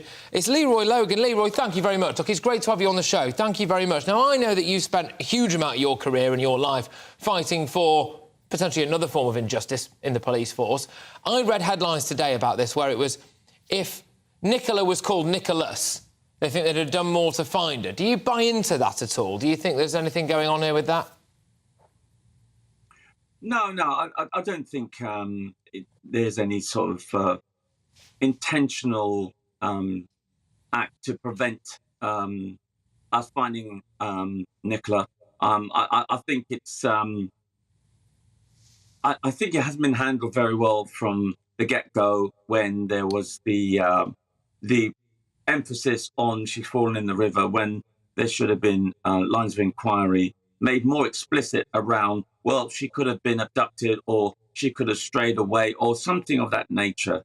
And obviously sharing information about her personal medical conditions and her personal affairs, again, it just shows it's just been a catalogue of errors. And, you know, and unfortunately, the family and friends of Nicola are the ones that are really suffering from this. Are you surprised by the way that they've gone about this? It does appear to be a bit cack-handed, to be honest with you, and a lot of people are up in arms about all of this now. Do you think that the police force actually, unfortunately, just isn't as good as the British public would like to think it is? Well, I've seen over the years since I retired 10 years ago that the actual skill sets of officers who are in front of the cameras who are saying they're doing certain things doesn't seem to relate to the outcomes in which we're all wanting. We want more safe and secure communities and neighbourhoods, and they come up with plans that seem to be very short-term. They don't really look at the outcomes and the impact. And I don't know what they're teaching them at the Strategic Command course. So these senior leaders who are supposed to be senior investigators as well, it seems to be a shortfall in expertise and skills, which seems to present itself time and time again. And it also impacts on the type of supervision that officers are under. I know through austerity, less officers, high caseload, more stress on them. So I get that, this but does is just a manifestation of it.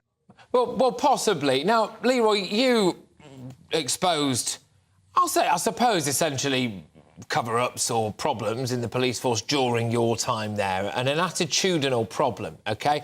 What I'm worried about here is that the police realised that they maybe made a mess of this investigation early doors, and given the nature of where Nicola has potentially gone missing, that might be a problem going forward because they might not be able to find her. And what we've seen is them blaming the public initially, saying, you gave us a lot of duff information, we were dealing with that, we were dealing with Twitter fanatics or TikTok fanatics who were coming to the scene. They've now, in my view, potentially said, well, look, Nicola, by the way, had a drink problem and had a bit of brain fog because of the menopause. And I'm just wondering now, are they trying to cover their own tracks here, do you think? Well, I can't discount that possibility because I've seen it before over the years, over the decades, where they tend to close ranks at the expense of truth and justice and trying to push back on any suggestion that something's wrong. I've seen it on just tactics to do with day-to-day policing. I've seen it in senior investigation. So I couldn't put it past certain people are trying to protect the local police service. And as a result of that, they think it's best to try and divert people's attention elsewhere. To say, well, listen, there's nothing to concern yourself about, nothing to see here, everything's well, but it's someone else's problem. And that's one of the issues that policing really have to come to terms with, is stop being so defensive, because people will think, well, you've got something to hide. Exactly. If you look at the case of Sarah Everard, there wasn't that openness to say, well, is an officer involved. It's only when it was so clear that the cousins had, taken advantage of his powers, kidnapped her, raped her, and then killed her. That's when we find out. Yeah. And then even the policing of the Sarah Everard vigil, how they said, oh, no, it was done properly, and they got HMIC to say, oh, yes, it was all well policed. And in the end, the case report says they were institutionally sexist and institutionally misogynist. So it just seems like police needs to be found out before they actually agree they're done wrong. I absolutely get you've I think summarised in a nutshell there what a lot of people are thinking, which is that potentially problems early on in the investigation. They've panicked. Their communication has been shocking in front of the media and potentially with the family. And now we're in a situation, I fear, where they're throwing Nicola under the bus, saying, "Oh well, look, she had a drink problem and she had an issue with the menopause and she was unstable and all of this." And I think, oh, that is a terrible look. Look, Leroy, thank you very much for coming on the show. Really appreciate it, mate. Great to have you on, Leroy Logan there, who is a founding member of the Black Police Association. Lots of years' experience, decades of experience in the police force as well. You're with me, Patrick Christys, on GB News. Right, now, UK terror police, so this is a more positive police story, it must be said, foiled 8 last-gasp terror attempts last year. People right on the verge of pulling the trigger or doing something else nasty, stopped at the last minute. You quite literally do not know how lucky you are to be alive, ladies and gentlemen, in some cases. I will reveal the shocking details in some of those cases very shortly after your headlines.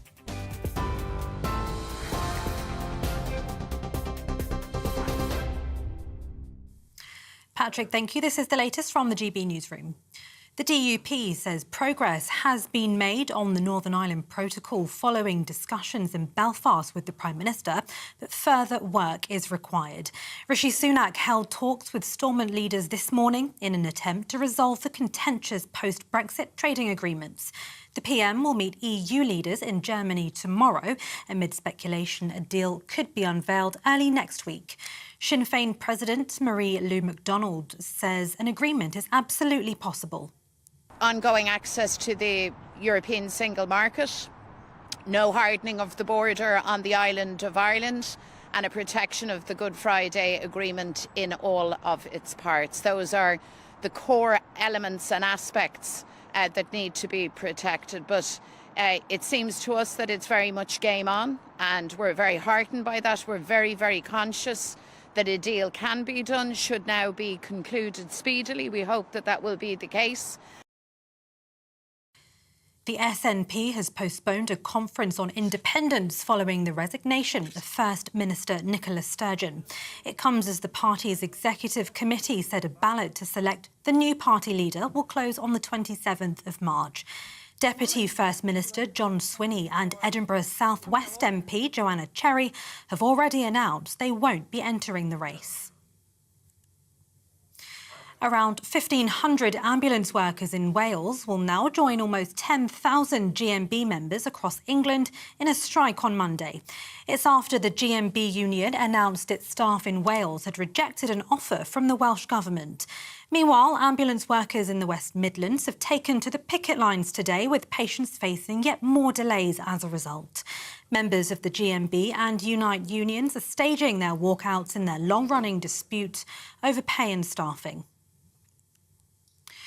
And 5 police officers have pleaded not guilty to the second-degree murder of Tyre Nichols in Memphis last month.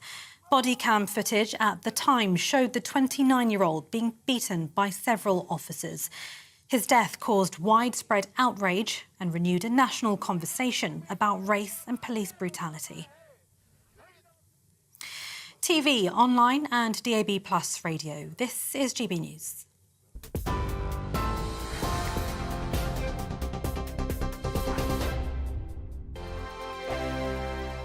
It's all about family, being in people's living rooms, all the interaction and getting to know who our viewers and listeners are. When I was young, my dad used to say, no, stop arguing. I wanted an outlet that would enable me to give my opinion. People are going through a really hard time right now, and I know that you don't feel like you're being listened to by the establishment. I came to GB News because it's the People's Channel, and I want the audience to have their say on the events of the day. We're dynamic. We do something different. Democracy shows that the wisdom of the nation is in its people. I get to travel to find out what the story is from a personal perspective. The British people aren't fools. We know when we're not being told the full story. We've got to work out how Britain moves forward from this. It's the best country in the world. The establishment had their chance. Now we're here to represent your views. Britain's watching. Britain's watching. Britain's watching. We're proud to be GB News. The People's Channel. Britain's news channel. Join my show Farage, 7 p.m. till 8 p.m. Monday through Thursday, and there you will get opinion, analysis, debate, and I'll cover stories that nobody else dares to touch. You've been cancelled. Join the club. Oh my goodness. And then for the last 15 minutes, talking pints. Over a drink, we have a civilised conversation with someone. We very often disagree, but we do it in a grown-up way. Come and join me on Farage. We are GB News, the People's Channel. And right across the United Kingdom. You can find us on Sky Channel 512, Virgin Media Channel 604, Freesat Channel 216, Freeview Channel 236, And YouView, channel 236. You can also take us with you on DAB+ radio. With the GB News app and at the website gbnews.uk. We're absolutely everywhere. Come join us on GB News, the People's Channel, Britain's news channel. He's the king of breakfast TV, and he's back. Eamon Holmes, back on the TV with me this morning. Even remember my name. I know, it's been 4 months. You have holy water by your bed? Oh, yes. Oh, already to bless. Yeah. Oh, Eamon. Oh. Why do you not believe anything I say? Eamon Holmes back on GB News Breakfast at 6 a.m. Hello, I'm Esther McVeigh. And I'm Philip Davis. Whether you're watching or listening on TV, online or on radio, we handpick the latest stories, debates and expert opinions for your weekend. So whether that's politics, news or showbiz, we've got it covered. Join us every Saturday morning at 10 o'clock on GB News. We are GB News, the People's Channel. Why not take us home with you by visiting the GB News shop at gbnews.store. You'll find all the official merchandise, a really good present actually for yourself, your friends or your family. We ship across the UK mainland at no extra cost. GB News, the People's Channel.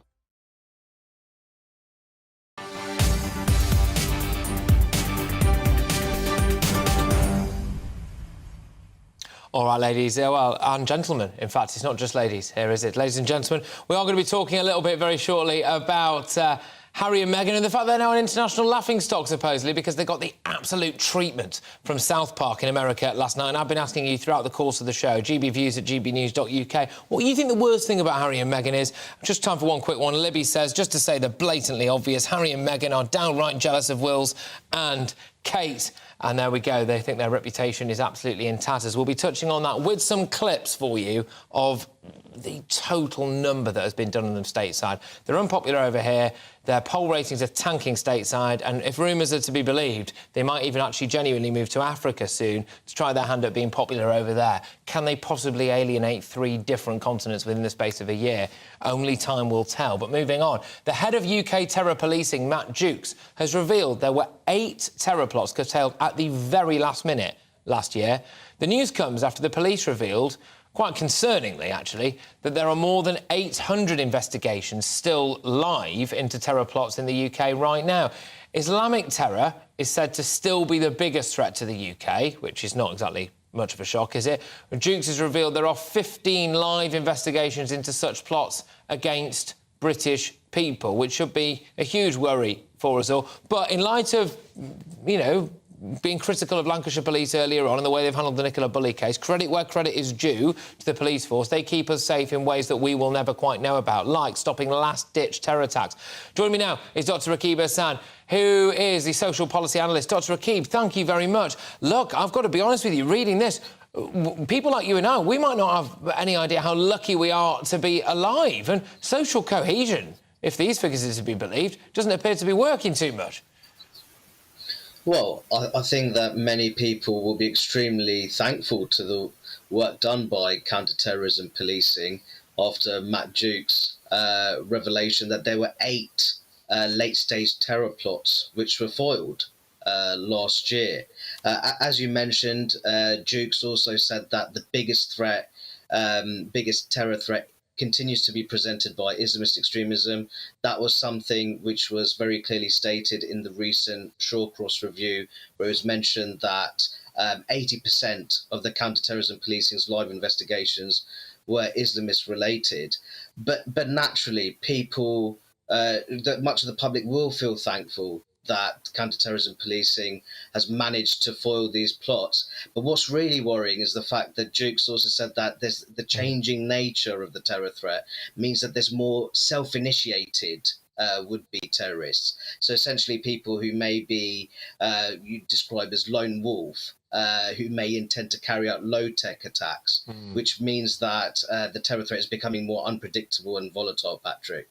No, indeed, and that makes it even harder to police. And people should be vigilant, shouldn't they, Rakib, and not necessarily always actually rely on the police. I actually keep eyes in the back of your head, because we all know the threat is out there, and despite what some sections of the media might have you believe, we all know where the vast majority of that threat lies. It is an Islamist threat. The far right is rising, but it's from a much lower base. The Islamist threat is the biggest threat, and lone wolf attacks, potentially anyway, the people who want to carry them out, the numbers of those people is rising. No, absolutely. And I think, as you quite rightly mentioned, that makes the terror threat more difficult to manage and monitor. We're talking about lone wolf would-be terrorists who are not affiliated to a particular organisation. They may well be radicalised online. So those kind of terrorists are very, very difficult to monitor, which makes things very difficult in terms of actually managing the threat itself. Yeah, it does. And Dr Rakib, it would lead me to think that there may be the first source of prevention has to be community-led. And then I read and discuss with absolute horror the idea that the Prevent Counter Radicalisation scheme is being called things like it's racist against all Muslims, for example, and they're saying that, you know, the Islamic community should reject the counter-terror programme as a whole. Well, if there's more lone wolf candidates, as it were, they have to be stopped within their own community, but then it appears that some sections of that community are now saying, well, they don't want anything to do with counter-terrorism. What's going on? Well, I think the main problem there is that you have unrepresentative organisations who portray themselves to be the voice of the British Muslim community. Firstly, there's no such thing as a British Muslim community. It's an incredibly diverse section of the British population. But actually, when you look at the figures, you'll see that the vast majority of British Muslims are also concerned and worried about the threat posed by Islamist extremism. So I think that we really need to get away from being paralysed by various forms of political correctness, racial and religious identity politics when it comes to matters of security. No, indeed. And just very lastly, Dr Rakib, in light of this now, my big worry would be that we see things kicking right off. I think we're sitting on a little bit of a powder keg in this country. I think that incidents recently that have been going on, for example, regarding the Channel migrants and migrant hotels, and then certain people's reaction to that, and you hear about cases of very, very disturbing incidents of murder, etc. I'm concerned that we are sitting on a powder keg here, and social cohesion in this country is, well, under threat, really, if it ever really worked to begin with. We have some very serious challenges ahead of us in terms of maintaining social cohesion. I think that when we looked at the Knowsley disorder, essentially the government all too often has treated the most deprived communities almost as dumping grounds for asylum seeker relocation. I think Knowsley is a fine example of that. And I really hope that the government that treats that as a very serious wake-up call to really scale up its efforts in terms of cultivating social cohesion, also more generally really stepping up its efforts in terms of securing our communities from the threat of extremism. Dr. Rakib, thank you very, very much. Dr. Rakib Saneh, social policy analyst, reacting to that news. And I think it was big news that just in the nick of time, just right as people were about to pull the trigger, 8 late-stage terror attacks were stopped by our police and our intelligence services. Look, I'm going to get back now to something that it really tickled me. I was just in... It says a lot about my life, this, but I was in fits of laughter last night at home watching some of the clips from South Park because they did a complete number on Harry and Meghan. They, just had a massive swipe at these privacy-seeking royal couple, Harry and Meghan. The Sussexes weren't explicitly named during this episode of the show, but the characters, well, they looked a lot like them. And they just took the mick out of the reality of the fact that now Harry and Meghan are an international laughingstock. Have a look at this clip. First guest, the Prince and his wife. We want privacy! We want privacy! You've lived a life with the royal family, you've had everything handed to you, but you say your life has been hard, and now you've written all about it in your new book, Where? Yes, that's right, friend. You see, my wife and I are totally like, you should write a book, because your family like stupid, and then so are like journalists. This is great, isn't it? It's great. It goes on, by the way, in some of these clips, to have Harry and Meghan letting off fireworks outside their home and banging their heads against people's windows, demanding privacy, taking private jets everywhere on a world privacy tour, and at the end, to everyone's complete and utter shock, who could have possibly predicted this? Meghan leaves Harry because she doesn't want to leave the old Hollywood lifestyle behind.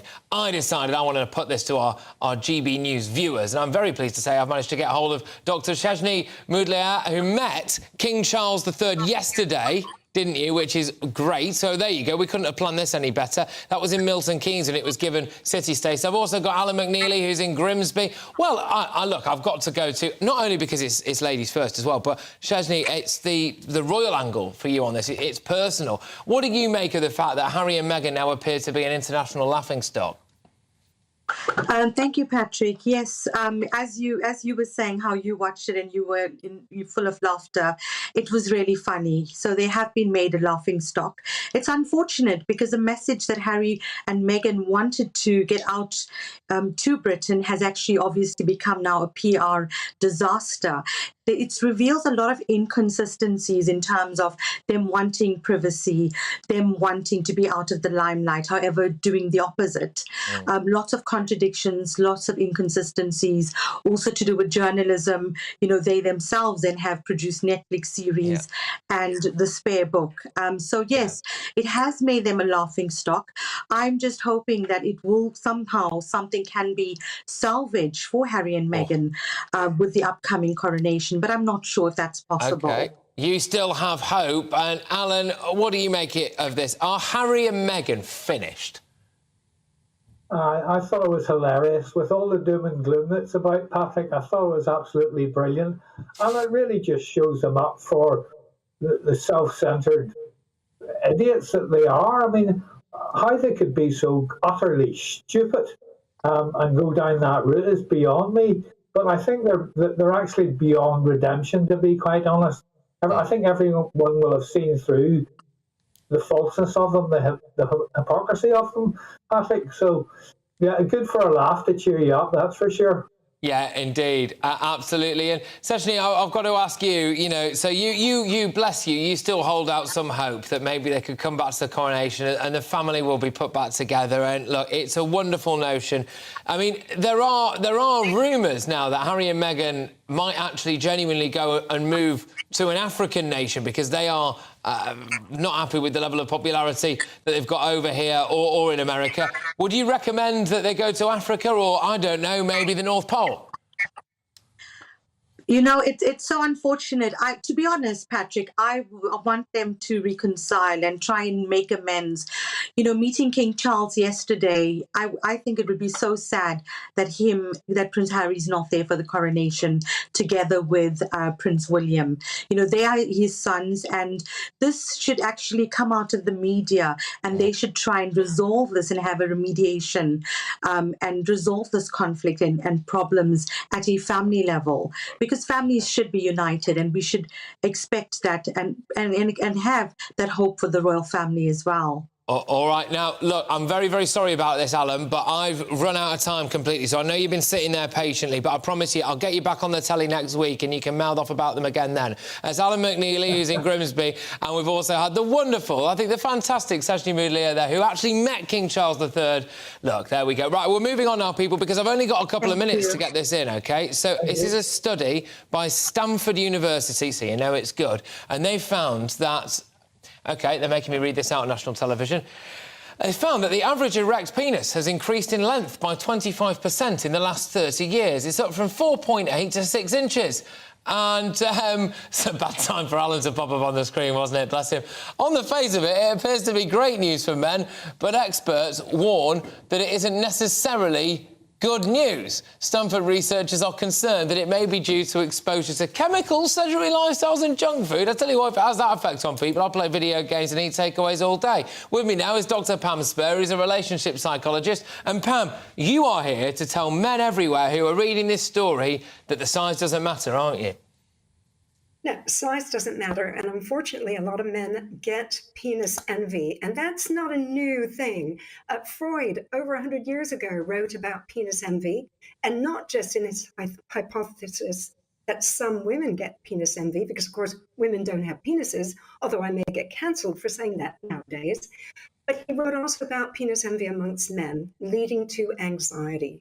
So men who feel anxious about their size often do things like avoid the gym, or if they go to the gym, they're very cautious about how they change because they don't want other men to see that they feel they're on the smaller side.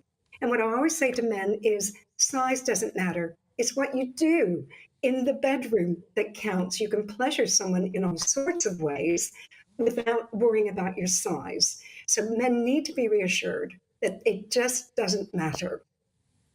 OK, I mean, it's fantastic advice, Dr. Pam. Look, thank you very, very much. And I'm so sorry this is short and sweet. We've completely run out of time. Dr. Pam, thank you. And it's great advice. Well, why not say it? For men like me. Anyway, there we go. Thank you. Now, Michelle is here. Michelle is here and now wishes that she wasn't here. That's what Michelle is currently thinking, because I thought to myself, it's Friday, I'll do things a little bit different. I'll come and sit next to you instead and say hello. And then you embarked on that very random conversation, and I was trying to inch by inch, centimetre by centimetre, move away from you. I think inch by inch is probably a bad turn of phrase, given what we were talking about. That's what I mean. But now at least I understand why you perhaps don't go to the gym as often. Oh, exactly, yeah. But having found out that the news by Stanford University, so you know it's good, is that if you eat takeaways and sit on your backside all day, then you might be doing better down there. Well, that's my weekend sorted. Well, anyway, look, on my show, I don't have a tape measure, so everyone's welcome. No one needs to feel inadequate on Wootton Co. I've got 2 men joining me, no tape measures involved. Fantastic. Do I ask what you got coming up, or people have to find out? You'll have to find out. But I'll have to find out. Oh, there you go. Right, OK, ladies and gentlemen, what a chaotic way to end my particular week here, but you'll love to see it. Thank you very much, everybody. Michelle's up next with Jubes and Cow. I'll see you next week. Have a good weekend. Good afternoon, I'm Alex Deakin and this is your latest weather update from the Met Office. Saturday promises lighter winds compared to today as Storm Otto pulls away. Most of us will have a dry day and for most of us it'll be pretty mild. There is Storm Otto hitting Denmark pretty hard through Friday evening. There is another low following on behind, but this one is nowhere near as intense. It will be bringing outbreaks of rain through the evening to Northern Ireland and to Scotland, and it will bring some snowfall over the hills of Scotland through parts of the Grampians and the Highlands in particular. Some of the higher routes here could see a few centimetres of snow, mostly rain at low levels, but could be icy as well as temperatures fall down close to or a touch below freezing. Further south, we are a long way from any ice and snow. A very mild night here with temperatures starting the weekend at 10 or 11 Celsius. A bit damp first thing for South Wales and southwest England. That rain should peter out, staying fairly dank and drizzly through central Scotland and northern parts of Northern Ireland. Northern Scotland much brighter, and certainly the winds a lot lighter than today. Bit breezy